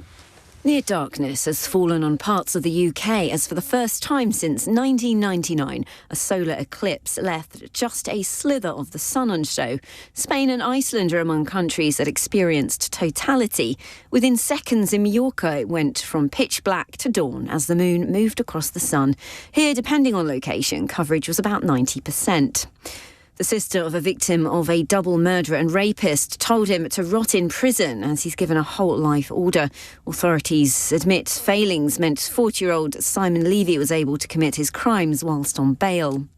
The Prime Minister is urging all retailers, big and small, to withdraw the sale of disposable barbecues due to the risk of wildfires. Asked about the case for North Sea oil drilling following an emergency meeting on extreme heat, Andy Burnham says the bigger question obviously will come at the right moment in time. LBC weather, patchy rain in northwest Scotland, dry elsewhere with lows of 12. Tomorrow, hot and sunny in the south, heavy showers later in the north, highs of 35. This is LBC. Hi, Nan. We're having a brilliant time. We went to a theme park and the rides were awesome. We got money off the entry tickets, so Dad even bought us all an ice cream with a flake. Probably not the best idea before going on a roller coaster. Sammy went green after. See you when we get home. Love, Leo. Enjoy great British summer savings, such as discounted entry to theme parks, soft play and more. Funded by the UK government. Hey Sainsbury's, any way you can save me a few quid on my weekly shop? Well, Jane, try Your Nectar Prices. Every week in Your Nectar app, you can unlock up to 10 personalised discounts on things you love at Sainsbury's. A Janesbury's, if you will. Sounds like my kind of place. Get personalised discounts with Your Nectar Prices. That's good food for all of us. Sainsbury's. Sainsbury's. 18 plus Nectar app required. Unlock up to 10 Your Nectar Prices weekly. Available in supermarkets, online and in in locals with Smart Shop. T&Cs apply. When it comes to shutters, you need to call in the experts. That's why thousands of happy customers choose Hillary's every year. Every one of our shutters comes with a 10-year guarantee as standard, and our UK-made shutters can be fitted in as little as 3 weeks. And if you find a cheaper quote, we'll match it, because we know you want the wow factor for your windows at the right price. And until the 24th of August, you can save up to 50% off selected shutters in our summer sale. So get window wise and book your free in-home appointment today at hillarys.co.uk. Conditions apply. Simon Marks on LBC. Call 0345 6060 973. And that's the number that Valerie has called. She is in Linlithgow in Scotland. Good evening, Valerie. Good evening, Simon. Thank you so much for taking my call. Thanks for calling in. Right, I have a few points. Barbecue ban is just ridiculous. I mean, there's so many wildfires that are caused other than barbecues. I mean, what you're going to do, stop thunderstorms that hit trees and start fires where it's so dry.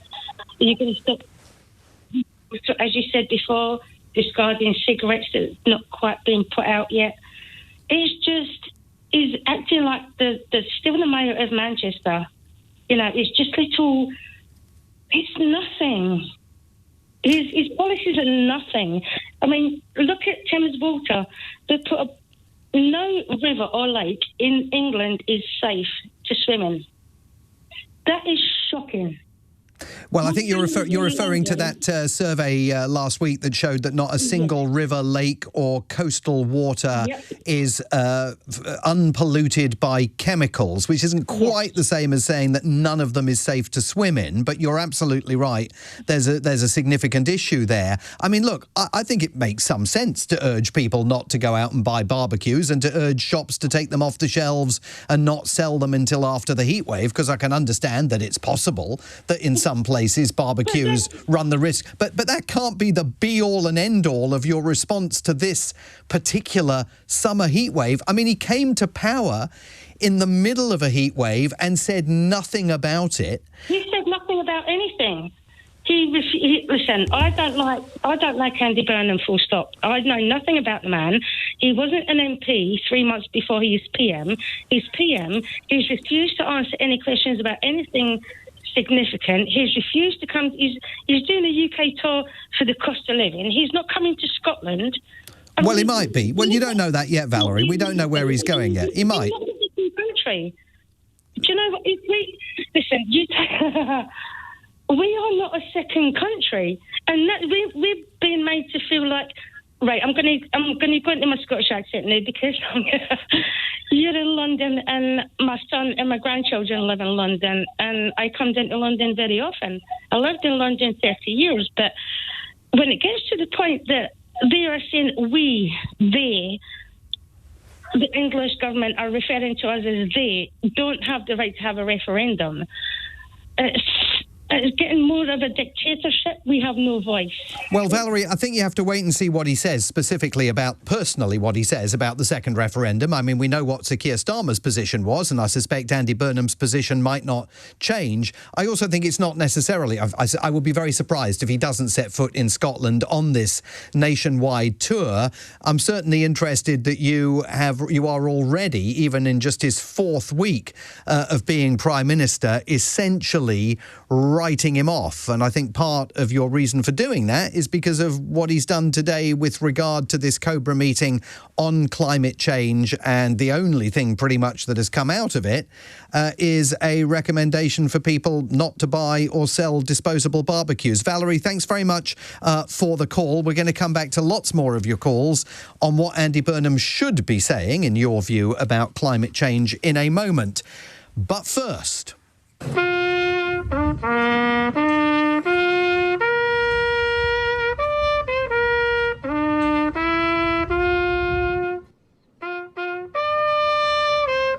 A solo trumpeter playing America's national anthem as we all reel from the news that British brass instruments are now considered, and I am not making this up, a national security threat to the United States. We have manufactured some of the highest quality trumpets, French horns, cornets, trombones and tubas for hundreds of years here in Britain, but now they will soon be persona non grata in the United States as the Trump administration prepares to slap a 25% tariff on them.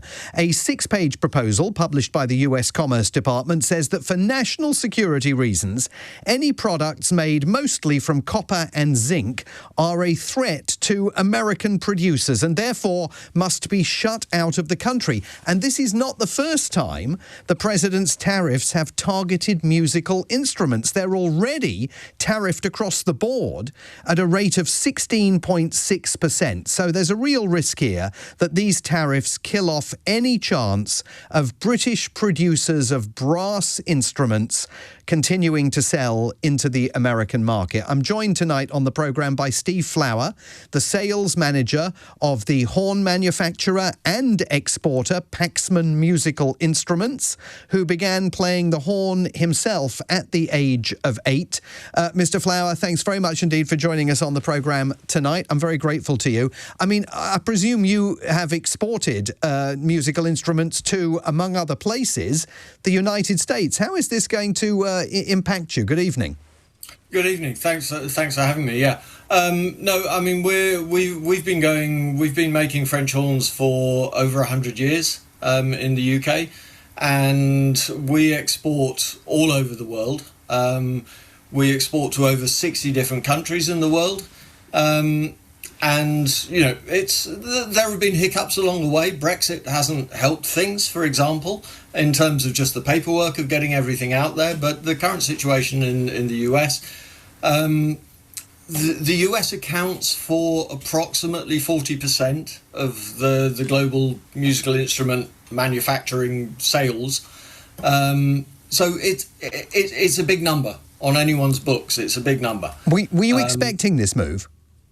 No.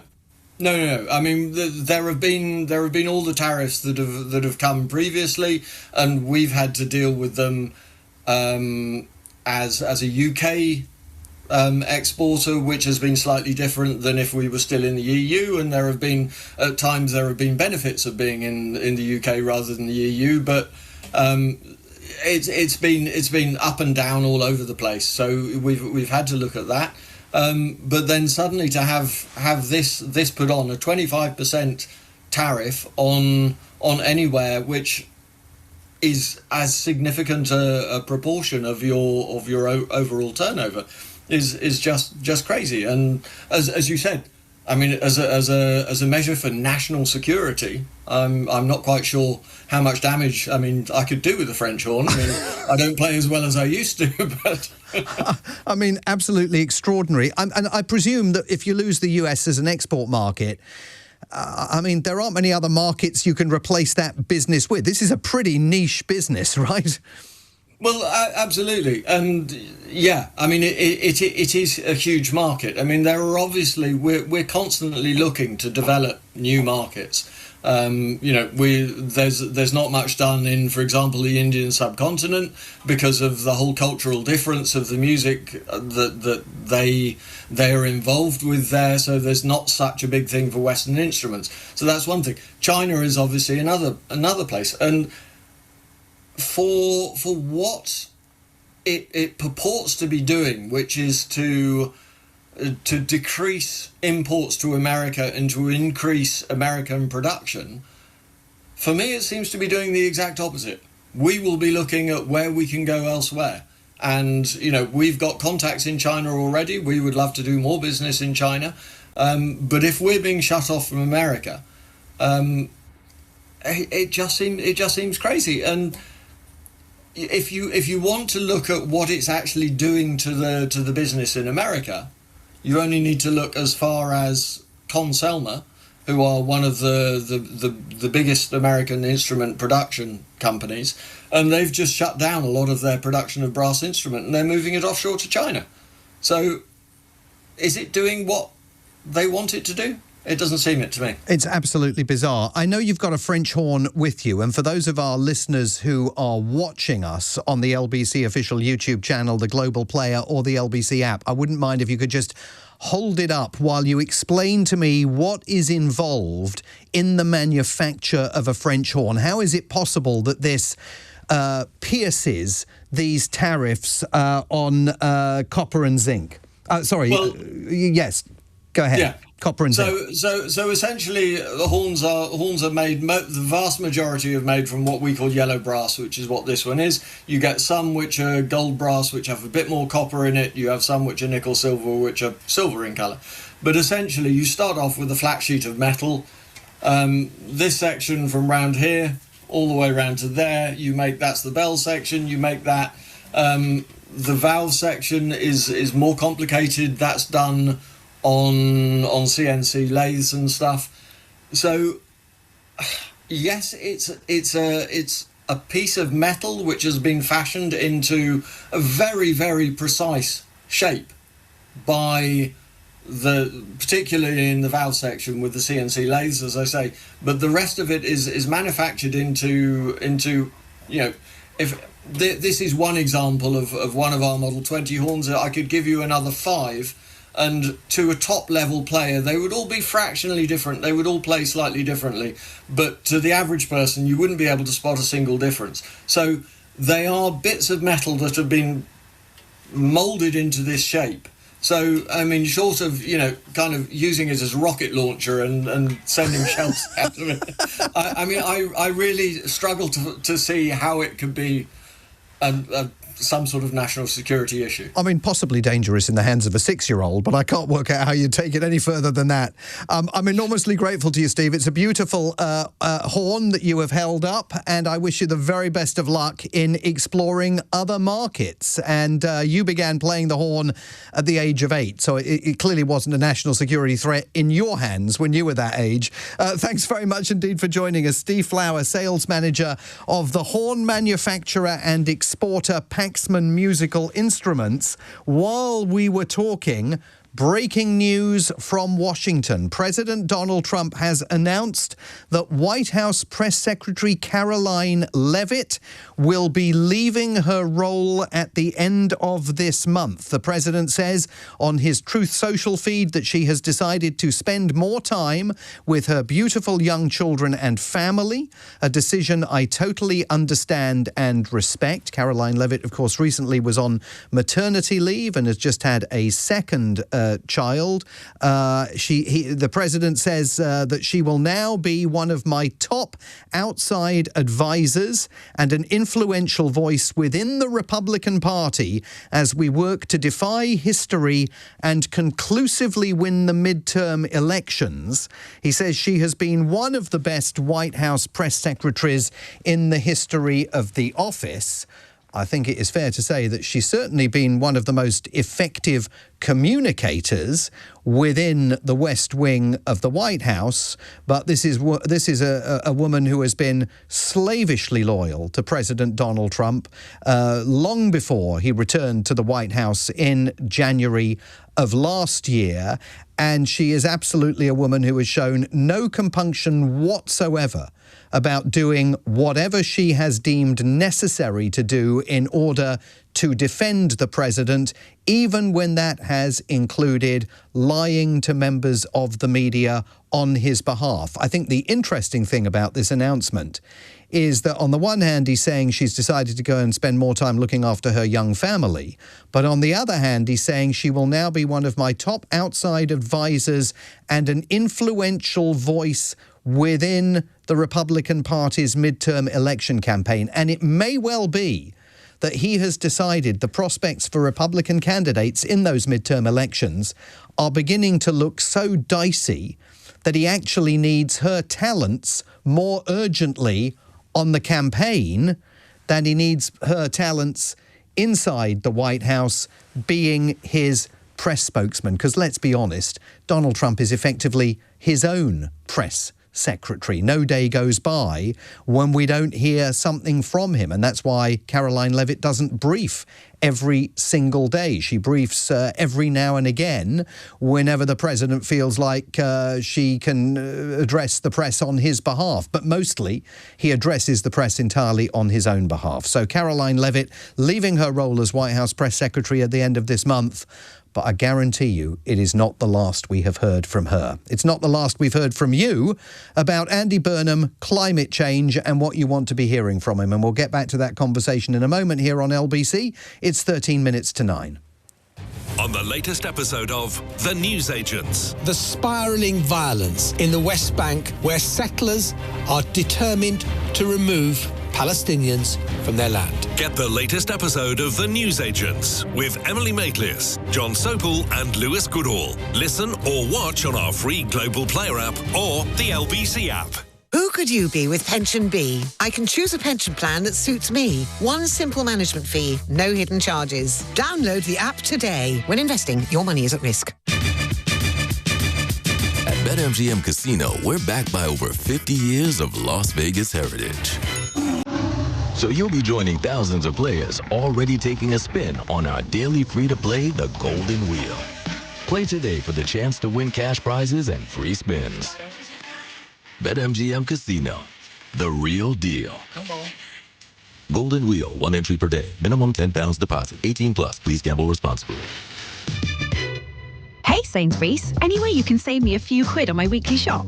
Well, Jane, try your Nectar prices. Every week in your Nectar app, you can unlock up to 10 personalised discounts on things you love at Sainsbury's. A Janesbury's, if you will. Sounds like my kind of place. Get personalised discounts with your Nectar prices. That's good food for all of us. Janesbury's. I mean Sainsbury's. 18 plus Nectar app required. Unlock up to 10 your Nectar prices weekly. Available in supermarkets, online and in locals with Smart Shop. T&Cs apply. What you're hearing is real. The aliens have landed and they have something to say. Take us to your dealer. Just 0.9% APR on every new Mini. They just want to go to a mini retailer. Mini. You heard them. Off we go. Make contact at your nearest retailer and get 0.9% APR representative across the entire range with a 25% deposit and 24-month term. Mini UK is a credit broker. Order by 30th September, delivered by 31st December. PCP with Mini Financial Services. Subject to status. T's and C's apply. mini.co.uk/offers. Powerball money's now £503 million. Oof, tidy amount that. See you over. Yeah, it should do. Play Powerball by 11:55pm this Wednesday on the National Lottery app. The jackpot's paid over 30 years, so it doesn't fry your brain. Estimated jackpot. Certain taxes may apply. Relevant rules apply. 18 plus. Leading Britain's conversation, LBC, with Simon Marks. So many of you texting in about Andy Burnham's Cobra meeting. D says, I wanted him to address working conditions for outside manual workers. My partner has to wear full long trousers and PPE tomorrow in 38-degree heat, working in a cemetery, backfilling a grave for a funeral. Other countries shut public services during the hottest parts of the day, but this country is putting our head in the sand. She calls it a keep calm and carry on mentality. Simon in Southwark says the government should be looking at leasehold flat owners being allowed to add air conditioning if they wish to, whether freeholders want it or not. He says this summer in London has been unbearable. And another listener has texted in to say, I want to know how Burnham plans to manage water in the future. In 2028, water will be a very big problem, if not already. Let's go to Wimbledon. Penny, a first-time caller to LBC this evening. Evening, Penny. Thanks for calling. Hi there. Hi. Thanks for having me. I've contained my excitement since Graham quite a while ago, who was a proper, real climate denier. Although insisting that he wasn't by the end of the call. We went on. I almost wondered if we'd had a successful conversion there, Penny, but perhaps not. Well, thank you for trying. Maybe I missed some of the call, but I thought they were extinct, which is a word I didn't really want to use in this call. One of the texts you just read out talked about lots of problems that we're facing, but we're not looking at the overarching issue, and we can't fix the problem until we face the problem. And another comment that you just shared was we're putting our head in the sand, and we're sort of looking at snapshots, almost like through an eclipse through a colander. We're seeing bits of it, but we're not seeing the bigger picture. That this is scientifically undeniable now. despite Graham's attempts. And I just want to point listeners towards the National Emergency Briefing Conference that happened last autumn in Westminster that was chaired by Professor Mike Berners-Lee, who's written many books and is an acknowledged expert in climate and sustainability, and peopled by speakers who are experts in their field, including climate, biodiversity, energy, health, infrastructure, security, and each of them came to that day talking about what happens if we don't do something. And we're not just talking about not drilling for oil, which, yes, I think that is a major issue, and conversations with friends recently, well, what about China? Well, okay. But well, that's the Tony Blair argument, right? The Tony Blair argument is it doesn't matter what we do because China's going to keep doing what they do.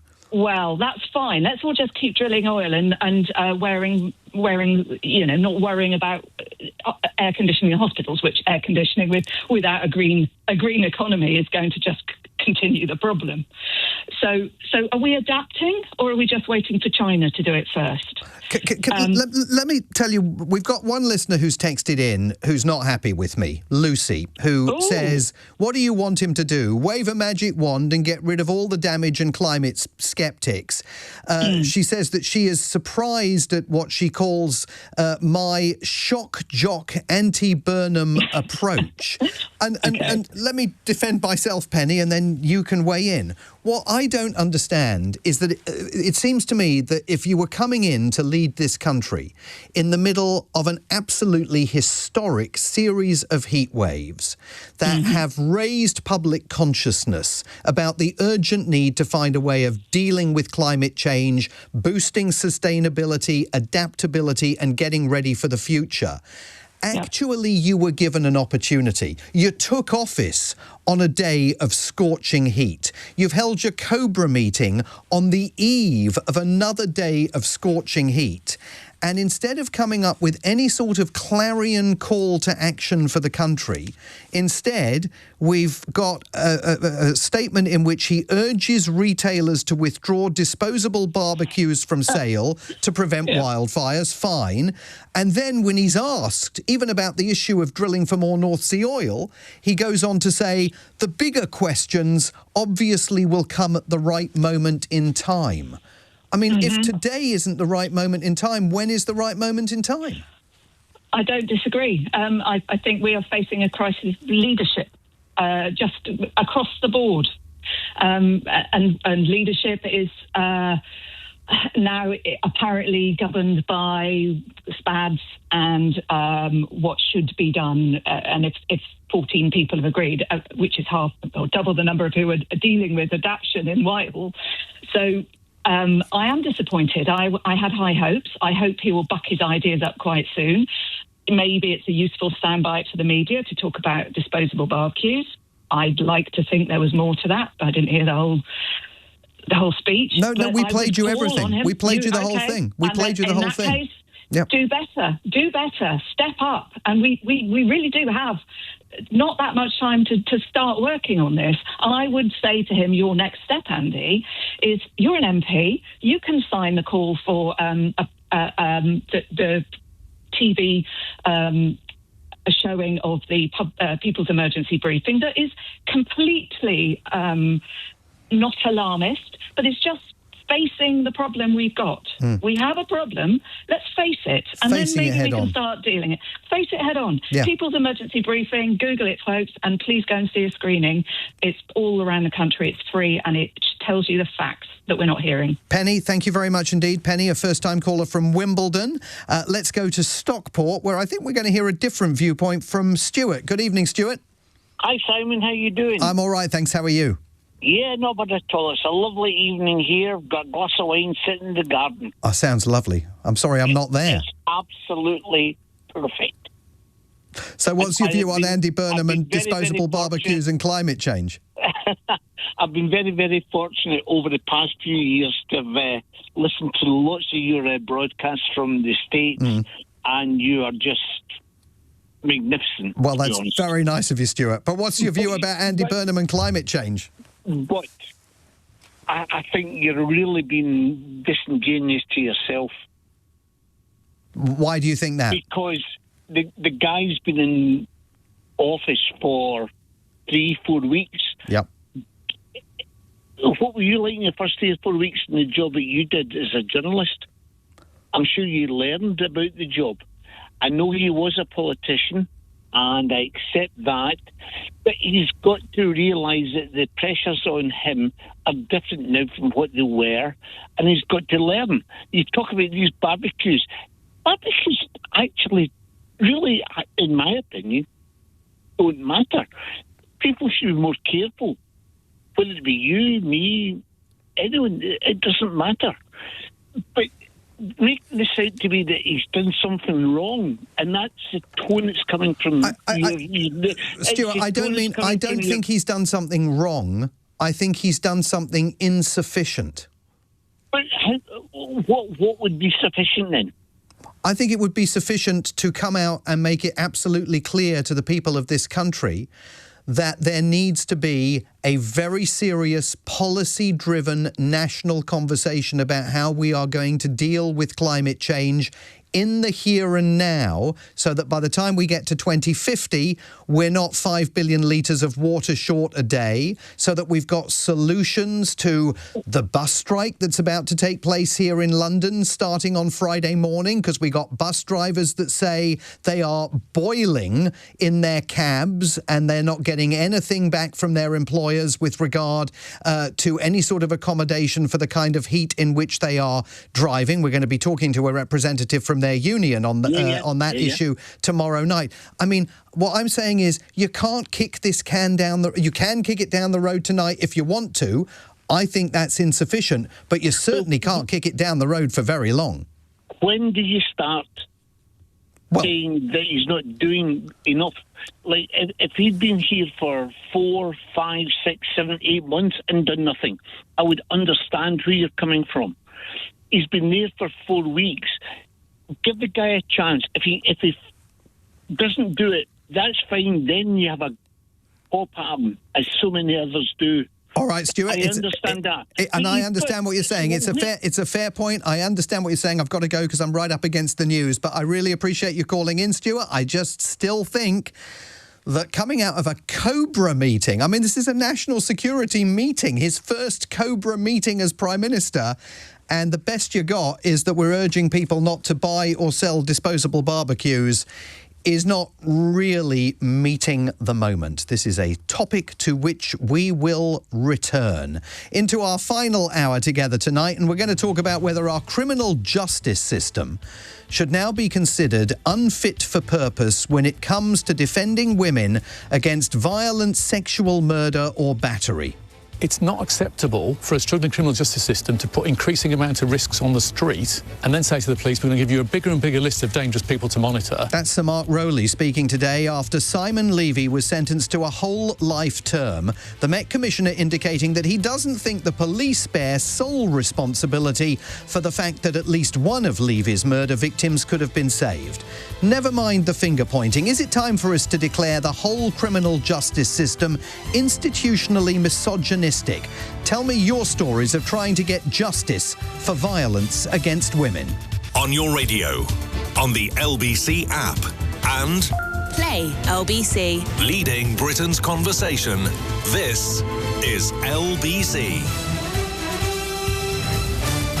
From Global's newsroom at 9 o'clock, near darkness has fallen on parts of the UK as, for the first time since 1999, a solar eclipse left just a slither of the sun on show.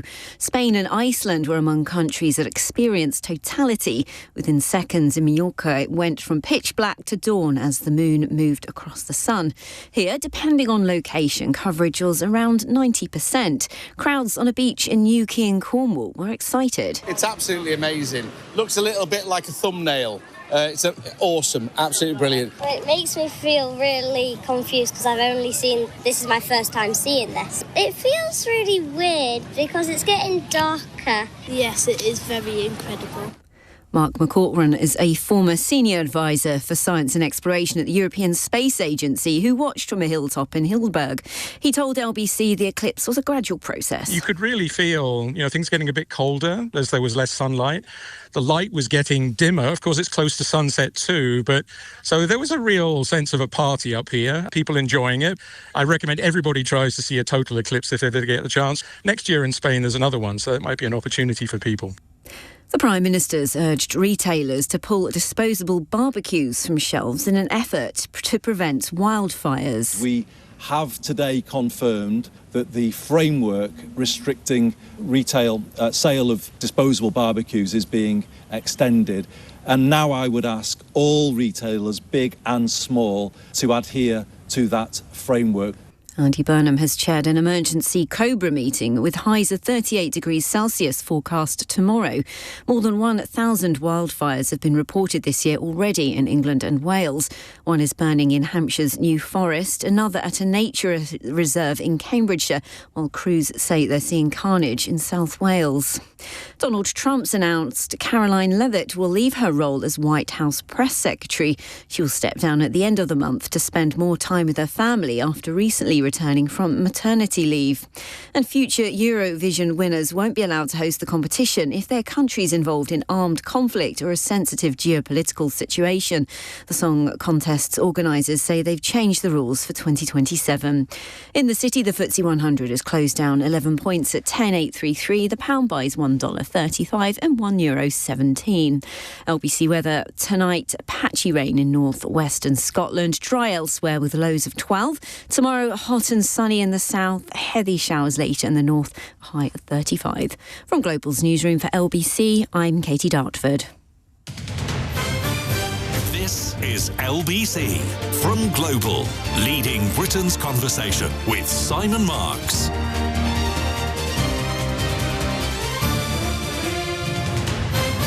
And I'm in for Ian Dale tonight. This hour, we need to have a serious conversation about whether Britain's criminal justice system is capable of protecting women from violent sexual offences and even murder.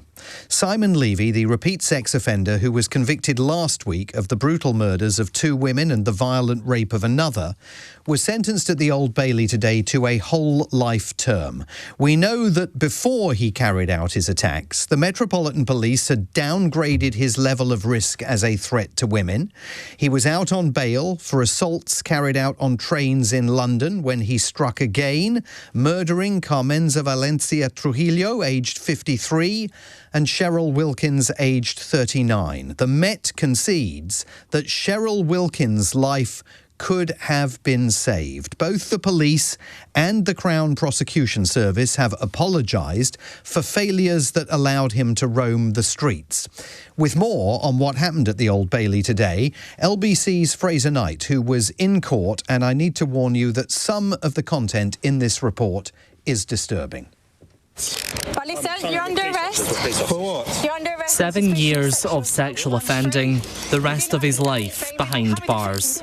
You will be in prison for life and there will be a whole life order. 40-year-old Simon Levy's attacks escalated as he used the London transport network to prey on women at random, while failures by the criminal justice system allowed him to progress his assaults to violent rape and the murder of 2 women. Judge Mark Lucraft KC said he had an obsession with non-consensual sex. You ruthlessly exploited and took advantage of each of those 3 women for your own personal sexual satisfaction. The family of Carmenza Valencia Trujillo, who was found dead in a stairwell in South London last March, said that she had moved to the UK from Colombia for a better life, a safer life for her children. Her daughter told the court that she couldn't bring herself to tell her grandma that her mum had been killed. We buried her on grandma's birthday, she said, and I had to call her, saying my mum wished her a happy birthday. The mum of Cheryl Wilkins, who was found dead in a car park in North London in August, said that she hoped Levy would never walk the streets again. You're a danger to all women, she said. Her daughter died the day before her 40th birthday. And the woman who narrowly survived her attack told the court that her one night with Levy took away my soul and my dignity. The attack was worse, she said, than her years of experience having been trafficked to the UK as a child. Debbie Lloyd supported her through the investigation. She was trafficked into the UK when she was 12 years old. She turned to drugs as a consequence of that exploitation, but she survived every day with that until she met Levy, who almost killed her. Simon Levy was allowed to commit these attacks while he was already under investigation for several other incidents on the Tube and the London Overground. The Met, the British Transport Police and the Crown Prosecution Service have all admitted they failed to stop him on multiple occasions. Met Commissioner Sir Mark Rowley says the justice system is in crisis. He had been caught, he had been charged with offences. He was repeatedly by police put before the courts, seeking remanding in custody, and between CPS and the courts, they kept bailing him. It's not acceptable for a struggling criminal justice system to put increasing amount of risks on the street and then say to the police, we're going to give you a bigger and bigger list of dangerous people to monitor. There were cheers inside the courtroom as the judge sentenced Levy to a whole life order, one of only 70 people in England and Wales to have been given the sentence. His offending has stopped, but police are looking at whether he may have had other victims before now. Fraser Knight reporting for LBC today from the Old Bailey. Now, as you heard Sir Mark Rowley, the Commissioner of the Met, speaking there, he was pretty defensive of his force today as he reacted to Simon Levy's sentencing, and there are calls now growing for the Met itself and possibly also the Crown Prosecution Service and even the Probation Service to be branded officially as institutionally misogynistic. Tonight, I'd like to hear your experiences of trying to get justice for sexual and sexually motivated violent offences or for other offences against women. If you have struggled to achieve justice or even get a date in court to get a case heard, I'd like to hear from you and know whether you consider the system itself and the institutions to be misogynistic. Rape Crisis for England and Wales says our criminal justice system is riddled with such bad delays and last-minute postponements that survivors seeking justice after sexual violence and abuse are being forced to end the process just to protect their mental health. Victims and survivors say they feel stuck in limbo while they wait, unable to move on from what happened or start to heal. They also say they feel forgotten about. That's what the feminist charity Rape Crisis says for England and Wales. How is that possible in Britain in 2026? Your story, your family's story, if you're willing to share it, about trying to get justice, and about more broadly whether you think the system is fit for purpose and what kind of changes need to occur, because it is perfectly possible, tragically and unfortunately, that somewhere out there tonight there is another Simon Levy. You can call me at 0345 6060 973. It's the same number for WhatsApp that it is for the phones. You can text 84850. I'm joined this evening by Hira Hussain, founder of Chain, an international organisation which uses online tools to fight against gender-based violence. Hira Hussain, thank you very much indeed for joining me tonight to discuss this incredibly serious and disturbing topic in light of what we heard during the trial of Simon Levy and what went on today at the Old Bailey during his sentencing. I mean, do you think we do have to start discussing whether the Met, whether the Transport Police, whether the Crown Prosecution Service are actually institutionally misogynistic, institutionally sexist in their approaches to some of the cases that come before them? Good evening. Thanks for having me. The answer to your question is yes, but you said, do we have to start discussing this? We don't have to start discussing because we have already been saying this for many years. Many of the government's own inquiries, the Met Police's own violence against women strategy acknowledges it. All the different cases we've seen, each time there is the same kind of, like you said, defensive, but also acknowledging, yes, there is a problem. If I had to summarize the issue, I would say that the logic that is presented to victims and survivors is that please go and report to the police so that 1, you can get justice, 2, this doesn't happen to anybody else. And that's kind of you're doing it for yourself, it's also your civic duty. But what happens is that when survivors do that, not only they have to face with victim blaming, not being taken seriously, they are put out of a lot of money. It causes a lot of trauma and re-traumatization to them. So the fact that they're trying to do this for so that this doesn't happen to someone else, which is the reason that survivors tell me they go through the process and then later regret that they did it. Justice is neither timely. It is often not happening at all. Our rape conviction rate in the UK is less than 2% for many, many years. And the Ministry of Justice's own data says that they believe 98% of cases that are brought forward from victims and survivors of sexual assault are truthful. So how can it be from all the cases that come forward, we only are able to convict 2 people, and it takes years and years and years. So, the evidence says that actually if you are someone who is committing sexual assault in the UK, the chances are nobody's going to catch you. And even if they catch you, they might let you go. So, you have a fertile ground to continue offending. Can I put to you what one of our listeners has texted in? James, because he's challenging some of the conventional wisdom here as we've described it. He says, repeatedly asking whether the justice system is failing women is in reinforcing that perception while omitting half the story. He says, we hear that only 3% of rapes are prosecuted, but no one mentions that most rape cases are tried successfully as sexual assault, which has a lower evidentiary burden while carrying the same maximum sentence. Conviction rates are on par with other violent crimes at around 65 to 70%. And if the justice system is failing women because they are murdered, why isn't it failing men even more, given that twice as many murder victims are men? What's your answer to those arguments that James is putting forward? I don't know James, but I know these are the kind of arguments that I often hear from lawyers. And, it is true that there are institutional issues with our legal system and law enforcement. But just to give you an insight from the victims and survivors side, for decades, we have stopped calling it the criminal justice system. Many in the violence prevention space, we don't call it criminal justice system, we call it criminal legal system.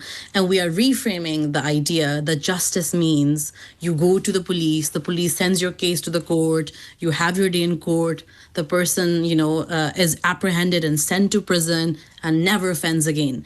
That is not what happens. So we actually talk about justice as having many forms, including survivors being able to heal from the trauma that they've gone through, able to recover some form of the life that they had, whether it's their career, their education, their family life, financially, whatever it is, and other forms of justice, depending on what kind of crime happened to them. So I think I would challenge that. I think those kind of if you talk to survivors and you ask them what their experience was like, they say re-traumatizing, painful, would not do it again. Even when the police does their job well, I myself reported a case of sexual harassment on a train, and in my case, the police did its job. Actually, they were pretty good. They investigated. They found CCTV of what happened to me in the train. They sent it to CPS. It took a year. I had to fly to go to another city for my day in court. And I was sat there waiting for 4 hours next to the policeman who had actually investigated everything. And then the prosecutor came and said, actually, we decided to drop all charges because, the guy was drunk and he has no memory and it's just too much hassle to kind of go through it. So both of us went home. So, was that an effective use of time? Do we think that our CPS and our law enforcement is actually performing well as an institution? I don't think so. But did you feel when that happened to you that it was a misogynistic decision?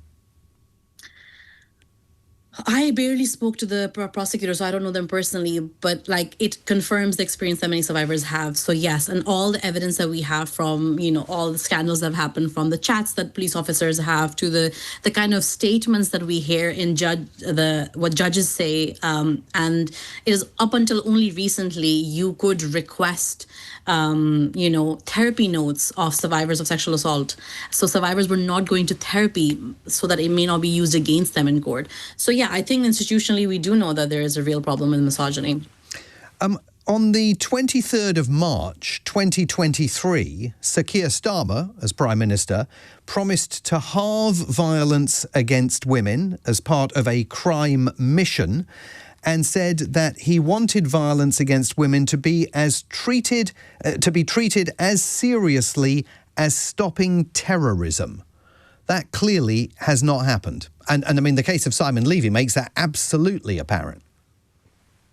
Yes, it didn't happen. And, you said that there might be another Simon Levy out there. We know that there's not might. We know there are. And we know there are not one. There are many. And we know that repeatedly because we see that in our services. We hear that from survivors. We see that in our newspapers. We hear it from just talking to people who, sometimes you're just talking to women at a social gathering. And if a news story comes out, it is stunning how many women have experienced sexual harassment and sexual assault and have not gone to the police because they've already heard from someone how bad their experience was. So I think that I wish and I would love if we can meet that target and that ambition that the previous Prime Minister had, but we often get a lot of policies, commitments, strategies, but the implementation of them remains poor. And I think the structural issues with these services and these public tax-funded institutions are so deep-rooted that I think they're incapable of holding themselves to account. Do you think that Andy Burnham's going to listen? I hope so. And I think the problem with politicians is that it's very hard to make radical decisions. And I think if he really means to create that radical change in terms of how survivors of violence against women experience the criminal legal system, then we need radical change. And that may mean completely uprooting these really old institutions in the way they operate and reimagine what a citizen-centered process looks like. And just talk a little bit more about that. What does a citizen-centred outlook on this look like? Well, one, I think that when we talk about our police, the police needs to be, trained so that they are gender sensitive, that they understand they are not victim blaming, that they take these crimes seriously, and that they're not they understand the gravity of it. We also need to look at what are the different forms of action that police can take. Often the police is judged by the harshest action that they are able to take, but actually there are many countries, there are a myriad of actions that can happen with both domestic violence and sexual violence. And asking the survivor, what do they want? Often survivors of sexual harassment, for instance, what they're looking for is an apology from the abuser. They're looking for some sort of acknowledgement of what's happened and that it doesn't happen again. And also about connecting the dots. Why is it that something that happened in the British Transport Police and then was picked up in different police forces, why were those dots not connected? And then when we come to the case, when it goes to court, again, same thing. The process needs to be timely. It needs to be cost effective, both for the state, but also for the survivor. It needs to not be a dehumanizing process. And again, when we look at outcomes, it needs to be representative of the time and age that we're living now. Why is it that court cases take so long for it to happen? And throughout this process, survivors' own agency and their mental health must be of the utmost importance. Nobody asks survivors what do they want and how can the state support them as they're going through a really re-traumatizing process, which they're doing as a form of civic duty most of the time. How do we support people when they're doing their civic duty? Hira Hussain, thank you so much for being with us tonight. Hira Hussain is the founder of Chain, an international organisation which uses online tools to fight against gender-based violence. So now I'd like to hear from you about how seriously you think the country now needs to take the possibility that the criminal justice system itself is institutionally misogynistic. How is it possible that Simon Levy was able to find himself in a position where he was out on bail, his perceived level of risk was downgraded by the Metropolitan Police, he then went on to kill 2 women, violently sexually assault a third, and for those crimes, today, finally, he has been sentenced to a whole life tariff. How is it possible that someone like Hira Chain can say it's not a question of if there's another Simon Levy out there, it is absolutely guaranteed that there is? And if you've got your own story or your own family's story that you would like to share, you don't have to use your real name. You can use a pseudonym. Totally understand the need for privacy in these issues. But if you think that we can all benefit from hearing that story, I would be very grateful if you'd call us and share it with us. We're at 0345 6060 973. You can text 84850. It's 22 minutes past 9. Ben Kentish from 10 p.m. Another row today over where to house asylum seekers. So why does nobody want to live near these people? And is that justified? Plus, big questions once again for the Met Police over its handling of violence against women and girls. And from 11, a world-famous neuroscientist takes your calls on all things smartphones, social media and addiction. Ben Kentish from 10 p.m. Listen on our free Global Player app or the LBC app. Imagine you in a nice comfy seat, with your hands behind your head, taking in the views, instead of taking on the road, maybe even taking a nap. That's the bliss of getting where you need to go without worrying about driving. Book your train journey via avantiwestcoast.co.uk and we'll take you there. Avanti West Coast. Feel good travel. Honestly, I've been putting MTD off. First it was, I'll do it after this job. Then, after some grouting. After sorting the back of the van. After fish fingers and peas. And then I thought, no, just get it done. Get MTD done simply with Sage for free. Just connect to your bank, we'll sort your transactions, then submit your update to HMRC. Search Sage MTD. The Big Heart's just got bacon. More smokiness, more crispiness, more deliciousness. With juicy beef, cheddar cheese and that Big Heart sauce. Now topped with crispy bacon. The Big Arch just got bacon. Until 28th of September 2026. Served from 11 a.m. Subject to availability. 40 million people listen to commercial radio each week. That's 80 million ears, give or take. Amplify your advertising at radiocentre.org. This is LBC with Simon Marks.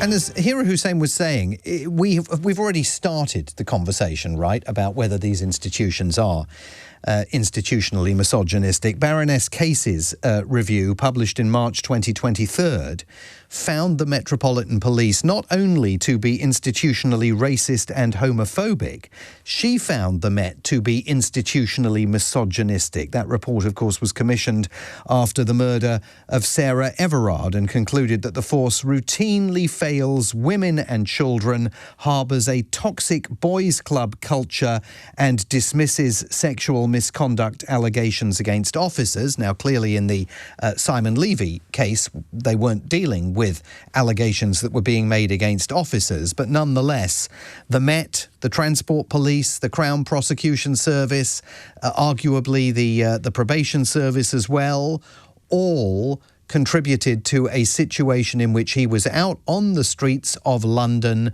when he shouldn't have been. Tell me what you think is going on with the institutions of the criminal justice system and how we can begin the very delayed action to correct them. You can call me at 0345 6060 973. And Susie is on the line from Stratford. Good evening, Susie. Good evening. Thanks for calling. What would you like to say? I know it's a very difficult topic. It is a difficult topic, and it's my first time calling, so bear with me. Well, I appreciate you calling in, Susie. You're welcome. So my story is I have a family member at the time. She was 15. It took about a year or so to get to court, the case. It was a situation where I feel it was a potential grooming because through chat, social media, through a chat system, she's autistic. Through a chat system, she spoke to somebody online who said they was a younger age than what they were, encouraged her to come and meet them, told them how to meet them, how to get through London transport to where they were. And when she got there, she's already made that commitment to meet, realised it was an adult, it wasn't a child, someone of similar age, and the intention wasn't to go shopping, which was what she claimed. Long story short, he kept her at an address. She couldn't leave. Family didn't know where she was, and he took her phone, is what she said. It's been to court and finished, so I feel free to say this, although I don't want to share too much. Now, by the time it got to court, I was in court for the whole of it and listened to it. Now, my thing is, she was a minor at the time. He was an adult. The defence was saying it's her. She chose to meet, etc., etc., etc. I don't feel a minor can kind of give that consent the way it was, and she only got out by the family using Find My Phone and stuff like that, and the police having to rally to go back and get her from that address. And I feel like it was let down via the investigation as well as CPS. And I say that because there's an element of understanding autism and how outwardly a person can show themselves. They don't react to situations as a normal person. Their comprehension is different. And so put all of that together, I don't understand how justice wasn't in her favour. That's the start of it. And what was the outcome of the court case, Susie? So the outcome was they found him not guilty. I can't remember every part, but it wasn't rape. We were going for rape and sexual assault, that sort of thing. That kind of got thrown out based on pretty much a lack of evidence. Now, I did speak with the officer at the time, who was very nice and was a great liaison with the family, with the parents. And I asked during the court case how they thought it was going after evidence was presented. And I said, I felt your case wasn't strong. I'm not in the legal system, but I said, I thought your case wasn't strong personally because you didn't even do some fundamentals in your investigation, in my view. The fact that you didn't even think to have someone who knows about autism and how a child, a minor, would react in certain stressful situations and have that expert evidence was one. The fact that she said that he took her phone and you didn't even take her phone and get fingerprints, which is one of the jurors' questions and stuff like that. That's a failure to me in your investigation to provide enough evidence, which, albeit might be circumstantial, to support the victim's case. And in the meantime, the defence is making out like it's her fault.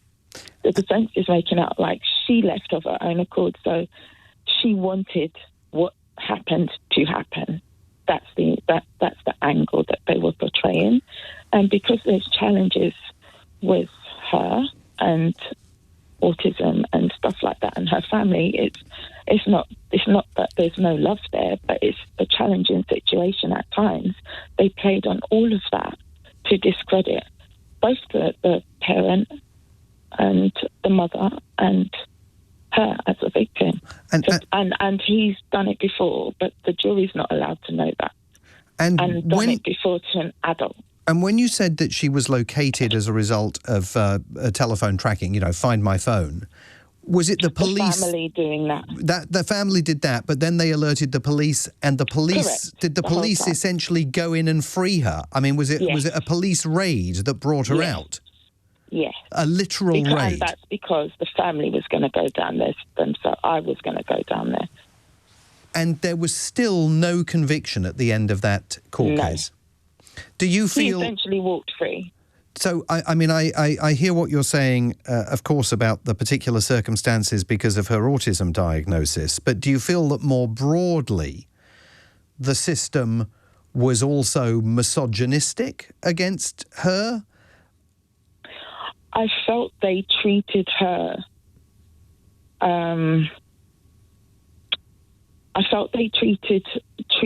They wanted to obviously comfort her and make her feel like they were doing all that they can. But I felt like they treated her like we know best and treated her mum like we know best. Whether you call that misogynistic or not is down to you. I don't like to I like to leave people to make their own minds up. But me personally, I just think CPS is not fit for purpose sometimes. There is another family case that's nothing to do with this, but is even more tragic. And I just think they don't learn from lessons. It's a phrase that organisations use. I think Ministry of Justice is questionable in certain decisions that they make, as well as CPS, on whether they pursue something that is not in the public interest and things like that. And I feel that happens often, and I feel that many families, not just females, but it could be males, many families don't get justice because of the system hiding things. That's my personal feeling. Like they play things down, different stuff like that.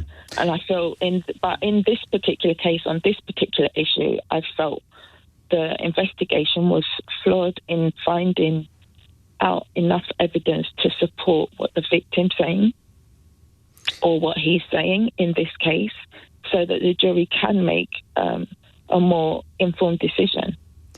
Well, Susie, you're very brave to share that story with all of us, and I'm very, very grateful to you for calling the programme tonight, and I wish you and your family the very best of luck as you deal with a situation in which you feel, I think entirely justifiably, to have been very let down by the system. Thank you very much indeed for calling in tonight. That's Susie in Stratford. We're going to come back to more of your calls and texts about the state of the criminal justice system in the aftermath of the Simon Levy case, whether it is, as Susie was suggesting there, not fit for purpose. She was talking specifically about the Crown Prosecution Service, but there are many other voices out there saying the same about the Met, about the Transport Police, about even the Probation Service. How much of an overhaul do you have to have before there isn't another Simon Levy making headlines in this country for all the most heinous reasons imaginable? You can call me at 0345 6060 973. You can text 84850. It is 25 to 10, and the news headlines come from Katie Dartford. Millions of people have experienced the most significant solar eclipse in the UK since 1999. Coverage of around 90% here plunged some areas into near darkness, with crowds packing onto beaches and into parks with special glasses to watch the moon move in front of the sun. Firefighters in South Wales have described carnage as wildfires burn. The Prime Minister's asked retailers not to stock disposable barbecues to try to reduce the risk of more starting. And a judge says a serial sex offender will die in prison for the murders of 2 women and the rape of a third in London last year. Senior Met police officers admitted a collective system failure left 40-year-old Simon Levy free to offend whilst on bail. LBC weather: patchy rain in northwest Scotland, dry elsewhere with lows of 12. Tomorrow, hot and sunny in the south with heavy showers in the north later, a high of 35 degrees. This is LBC. Deirdre, look, it's the Bottomleys this time, sliding across their car bonnet. Leave them be, Philip. They're just claim confident. Claim confident? Yes, by doing their own car finance compensation claim, using the FCA's free tools to help, they'll keep 100% of what they're owed. I've just done ours too. Come on! Deirdre? Deirdre? Come back here. Start yours today with help from the Financial Conduct Authority. Search Claim Confident. Hey Sainsbury's, any way you can save me a few quid on my weekly shop? Well, Jane, try Your Nectar prices. Every week in Your Nectar app, you can unlock up to 10 personalised discounts on things you love at Sainsbury's. A Janesbury's, if you will. Sounds like my kind of place. Get personalised discounts with Your Nectar prices. That's good food for all of us. Sainsbury's. Sainsbury's. 18 plus Nectar app required. Unlock up to 10 Your Nectar prices weekly. Available in supermarkets, online and in locals with Smart Shop. T&Cs apply. You know that feeling when you're out? Something cool happens and you just have to capture it. The new Samsung Galaxy Z Fold 8 gets it. Thanks to its new wide design, content looks and feels so much better. Unfold it for a massive cinematic screen. Close it for perfect reels on the go. No cropping, no missing bits. Just content exactly as it was meant to be seen. Buy the new Samsung Galaxy Z Fold 8 now on EE for only £54 per month. Increasing to £56.50 March 2027, then £59 March 2028. Airtime plan and 48-month device credit agreement required. Subject to status, 18 plus. Credit provided by EE Limited. Simon Marks on LBC. Text 84850. Which is what one of our listeners has done and says the definition of misogyny is hatred or contempt towards women. To suggest that the British justice system, police force or other institutions are inherently misogynistic is therefore a huge claim. Britain is, by any reasonable international comparison, one of the most advanced societies in the world when it comes to feminism, women's rights and equality. Of course, individuals will fail, mistakes will happen, and people will inevitably slip through the cracks. But there is a difference between identifying institutional failures and demonising an entire system as misogynistic. Well, that's a point of view, but it is not the point of view of Baroness Louise Casey, as it was expressed in her review published in March of 2023 that found the Met, and it got huge amounts of publicity at the time, much of which focused on the findings that the Met was institutionally racist, but it also found the Met to be institutionally misogynistic and homophobic. So it's not as though this is, certainly in the mind of Baroness Louise Casey, an open question. She's already ruled on it. Let's go to Andy, who's calling in tonight from Brockley. Good evening, Andy. Good evening. Hi. How are you? What would you like to say? I called because I wanted to say that the premise that's being pushed is basically a red herring. And with that, I wanted to share one of my stories that I've experienced a few years ago, if that's okay. Absolutely okay. Please do. So I was dating this girl for a little bit, and she moved into my place. And I had a row with her in which she actually physically assaulted me with not only with her body, but with other objects as well. Now, I was not going to stand for that, so I stepped outside. I called the police. When the police came, she, in fact, as I was outside with the police, she was in the living room hitting herself to cause herself basically lesions, to then tell the police that I have actually abused her. Instantly, I got arrested, even though I called the police to report the incident.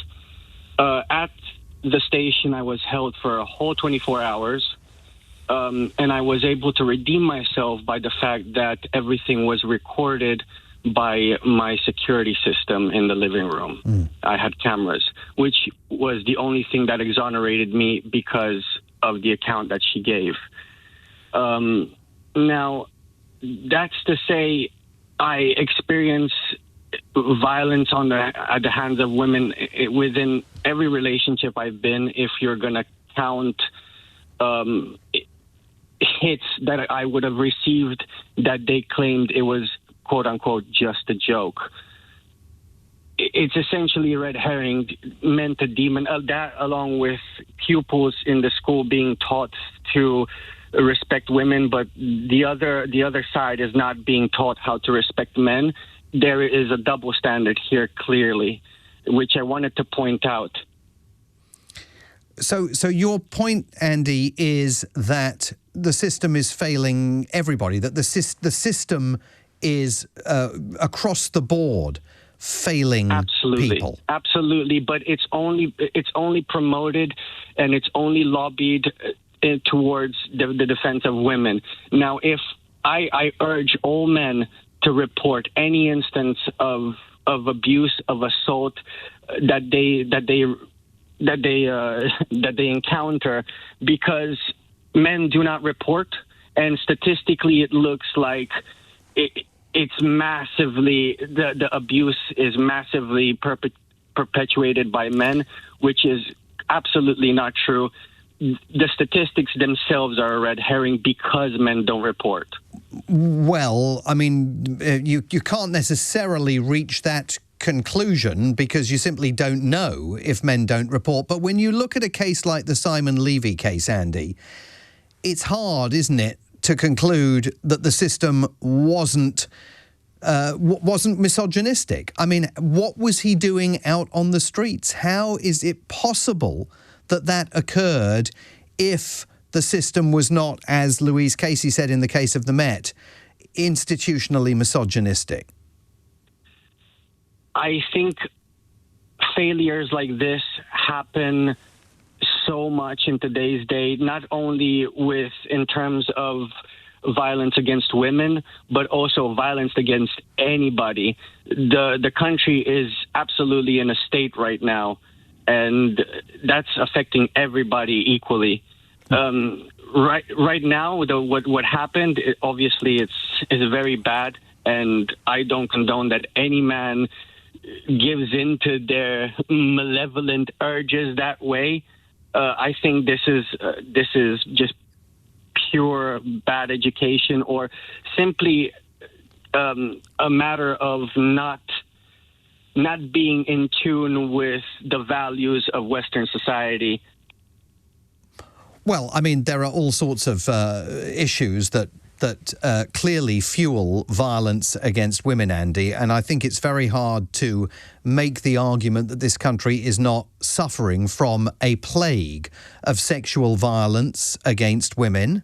And as the Simon Levy case has undoubtedly shown, there have been such huge failures at every level of the criminal justice system that I think it is fair to ask whether the system itself is not now institutionally misogynistic at every level and not fit for purpose.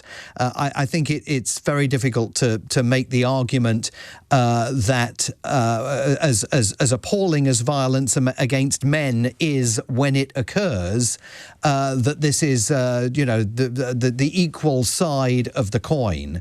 And I think you only have to hear what professionals like Hira Hussein were telling us at the beginning of the hour to understand the scale of the problem that the country is facing. Andy, thanks for your call. I'm going to take one more call from Shirley in Birmingham in just a moment, and then we're going to move on to a different story. We're going to turn to a story that I discussed here on LBC on Sunday when I was sitting in for Henry Riley. It is a lovely story about the animal kingdom, and we're going to get an update on it as we head towards the end of my programme here this evening. It's Simon Marks in for Ian Dale, and it's 10:15.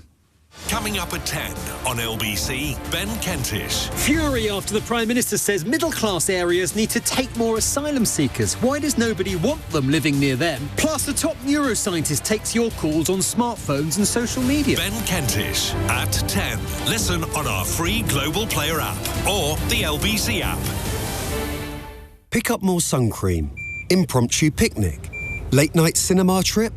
Do more this summer. Hop on and off with the Weekend Hopper. Get unlimited weekend bus and tram journeys for £1.75 per day every Saturday and Sunday from the 25th of July. Plan your journey with the TfL Go app. To the Mayor of London and TfL, every journey matters. Offer valid from 4:30am on the 25th of July until 23:59 Monday the 31st of August. Always use the same card or device when touching in. For more information, search TfL Hopper. Tackles the crunch and theatrical diving, rivals on terraces sobbing and crying, last minute winners that change everything.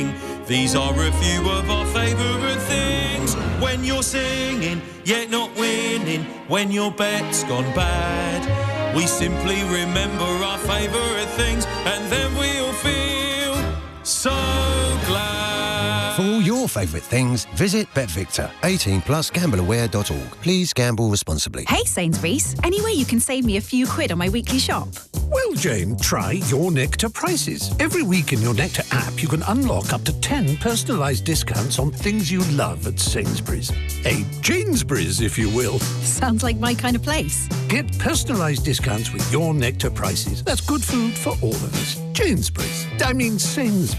18 plus Nectar app required. Unlock up to 10 Your Nectar prices weekly. Available in supermarkets, online and in locals with Smart Shop. T&Cs apply. Hurry! The Hillary summer sale ends soon, but there's still time to get up to 50% off hundreds of made-to-measure blinds, curtains and shutters. Plus, you can still get an amazing £50 off your electric blind order, giving you the convenience and control of electric for less. And don't forget, with Hillary's, measuring and fitting is always included. So get window-wise and book your free in-home appointment today at hillarys.co.uk. But hurry! The Hillary's summer sale ends on the 24th of August. Conditions apply.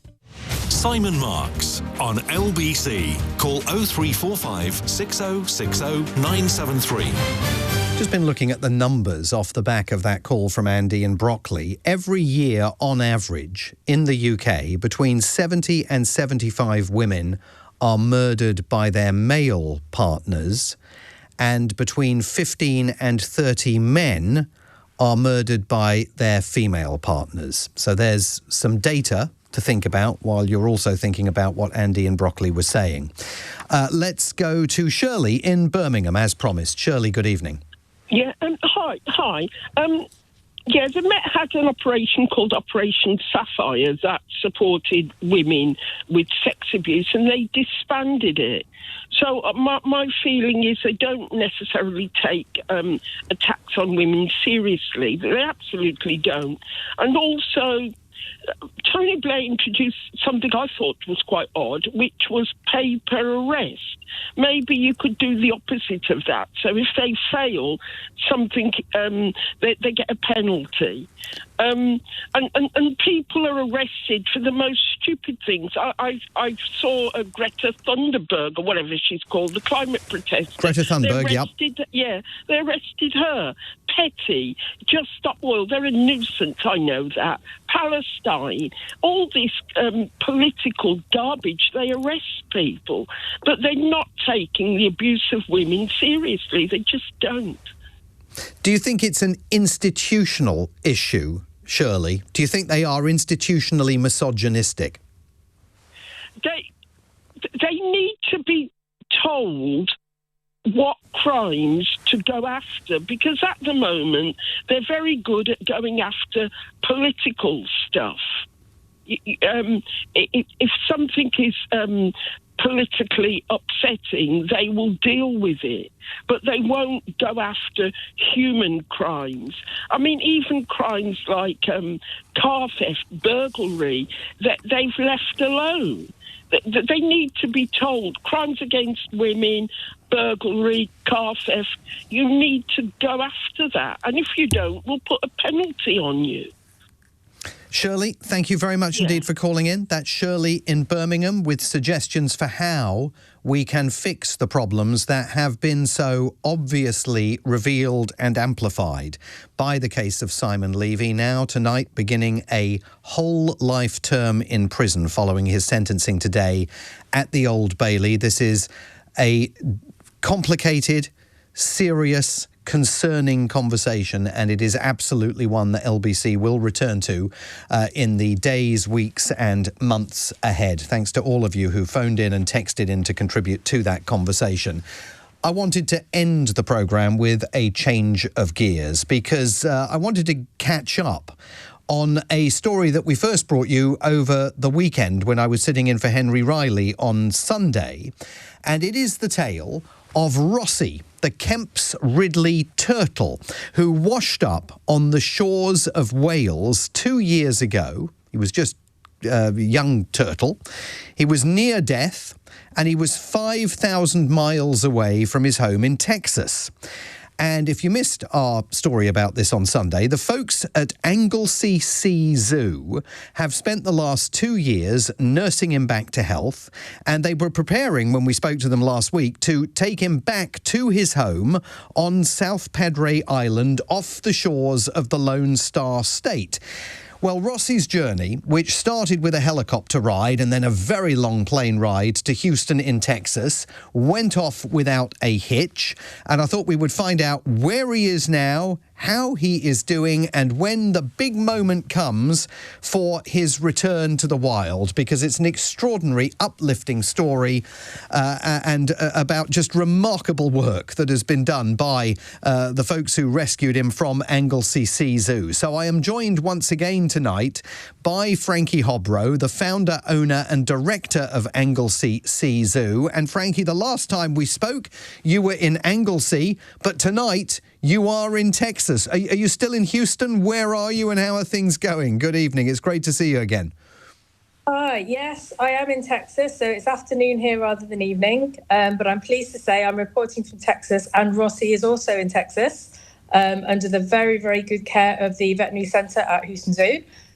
He arrived, obviously he was, a little bit shell-shocked from his trip, but seems to have recovered really well in the big tank. He's got a really nice big tank, lots of diving space, lots of swimming space. And his temperature didn't drop too much during that journey. And we've been doing all of the vigorous testing that we need to do now just to make sure that he's completely ready for his release. So really good news on the travelling front, yes. So just for people who weren't listening on Sunday, if you can just briefly reprise Rossi's story. Yeah, so Rossi was washed up on Rossniger Beach, hence the name, on Anglesey, just a few miles away from us at the Anglesey Sea Zoo in December 2023. And he was really, really small. He was about 25 centimetres. He's now over 77 centimetres. And he weighed just under 1 kilo, and he's now over 20 kilos. So obviously done a lot of growing, a lot of recovering in our care. We've always been planning for his release day since the day that we found him when he was still alive. So it's been obviously a lot of intensive work to get him to this stage. Really, really proud of how he's done. Got some very exciting news actually when we arrived. So we can confirm that he's definitely a male, which of course we suspected, but we weren't 100% sure of. And that was confirmed on arrival. So that's quite exciting news as well. And tell me about the journey, because it was a complicated journey that began with that helicopter ride that you were about to take last time we spoke. And there were extraordinary arrangements made for the journey that Rossi was going to take, because it was very complicated in terms of the way you stored and cared for him on that plane. That's right. The journey is really, really important. It has to be very carefully planned logistically for a couple of main reasons. It's very important, obviously, that you have a fully healthy turtle to carry out that journey, because it's extremely traumatic for a turtle to go through that kind of a trip, but obviously essential for their release. So we had to plan carefully. We built a specially built crate with all the right specifications, with the right air holds, handles to get it on and off. The right, gaps for the forklift and all this kind of thing. So it was completely planned, ready to go in the cargo of the aeroplane. Obviously, we had to make sure it also fitted in the helicopter before that. And we were extremely grateful for Ascona, for Darren Briggs, for letting us, for flying us in the helicopter, because we would have been very stuck otherwise. We have a really strict total travel length that we have to stick to make sure we maintain a hydrated turtle and the body temperature of the turtle as well. So we managed to stick within that 18-hour window, which was really, really essential. And so tell me now, so he's in the care of Houston Zoo, obviously with you being present for that as well. What's the next stage of what will be his journey towards release back into the wild? Yeah, so obviously Houston Zoo, Dr. Joe and his team have seen thousands of Kemp's Ridley turtles. They're without doubt the global experts on rehab and rehabilitation of this species. We've got a really, really close collaboration as well with the team down near Padre Island in Texas, where they are well known throughout the whole world for their research on the species in the wild, for reintroducing the species and the breeding beaches there as well. So we have this amazing collaboration between these teams. And Rossi has undergone all these tests. And obviously, we want to make sure he's completely healthy for release. So all kinds of things from X-rays to CT scans, blood tests and that kind of thing, particularly because we want him to have a satellite tag. That's really important. We want to be able to monitor him when we first release him. So Dr. Joe and his team, we have equipment envy. They have this incredible setup. They have an enormous CT scanner. We only have one in the whole of the UK that's big enough to take a turtle the size of Rossi, and they have one on site. So we've had all of that. Rossi coped really well with that. I mean, obviously, that's also quite traumatic for him as well. And once all those results are back, then we can confirm a definite release date. So we've got the provisional release date of the 18th, obviously, which is in a week. All being well, then we'll be aiming for that. But we'll wait and see exactly what comes up with these tests, and then we will make sure that everything comes together for everyone to be there for Rossi's release. And we were saying before, that's going to be a very emotional moment for you. It really is, yes, because, with Rossi being a male, now we know that he's a male. When we release him, all being well, females come up on the beach, you monitor them because this species is so closely monitored in the wild and breeding. But with males, you don't see them again ever. So once he goes, he will be gone. And obviously, we'll never know, how he's doing, except, of course, for that satellite tracker. So that will give us a lot of reassurance when we first release him. Be really good to be able to see that he's going out and showing, natural, happy turtle behaviour. But yes, it will be a very emotional moment. Although it's exactly what we've been planning for and building up for since we found him, over 2 years ago. It will still be very emotional watching him swim away to his freedom. Now, I see that Rossi, and indeed you, are becoming pretty well known in Texas. You've been getting a lot of TV coverage there. Yeah, it's fantastic. I think it's fantastic that we've got this great collaboration, obviously, across the Atlantic with the Americans. And as I say, they're absolute gurus in the field with this particular species. And it's fantastic for me and my team to be able to pick up, some of their knowledge and apply that to what we're doing as well. We are fundraising to build our own centre, and now Rossi has moved on. We're able to improve our own facilities as well. So it's great for us to see how they do with theirs and get a kind of a plan, of our fundraising and where we can go with that. So, yeah, it's fantastic, really, that it's so popular globally, this story. It's fantastic for Rossi. Can I ask you a question rooted in total ignorance? Do turtles get jet lag? I wouldn't say jet lag, no. I think he knows that he's on his way home. I think he can sense that he's, really? a lot closer to freedom. Yeah, without a doubt, yeah. What gives you that feeling? He was a little bit, I would say, kind of a bit stressed when he first went into this big tank, and he was kind of hanging around close to the edge and, and then we put the lights down, left him overnight, because obviously it's quite late when we got there. And by the next morning, he was just cruising around, loving, the space, diving and so he clearly has decided that whatever trauma he might have had along the flight, he's finally starting to put that behind him, and he's loving the fact that he's here, and although he might not know that he's about to, very imminently go back out into the wild, he seems to have recovered from any jet lag he might have had. I bet and I hope you have. I bet he senses it, Frankie. Listen, as I said to you last time we spoke, you and everybody at the Anglesey Zoo deserve so much credit for this work. I think it's a fantastic story, and I'm glad not only the people of the UK, but also the people of the Lone Star State are now hearing about it. Best of luck, and I hope we'll touch base with you once the release occurs, and we'll find out how it all went. That's Frankie Hobro, founder, owner and director of Anglesey Zoo, live for us tonight, all the way from Houston in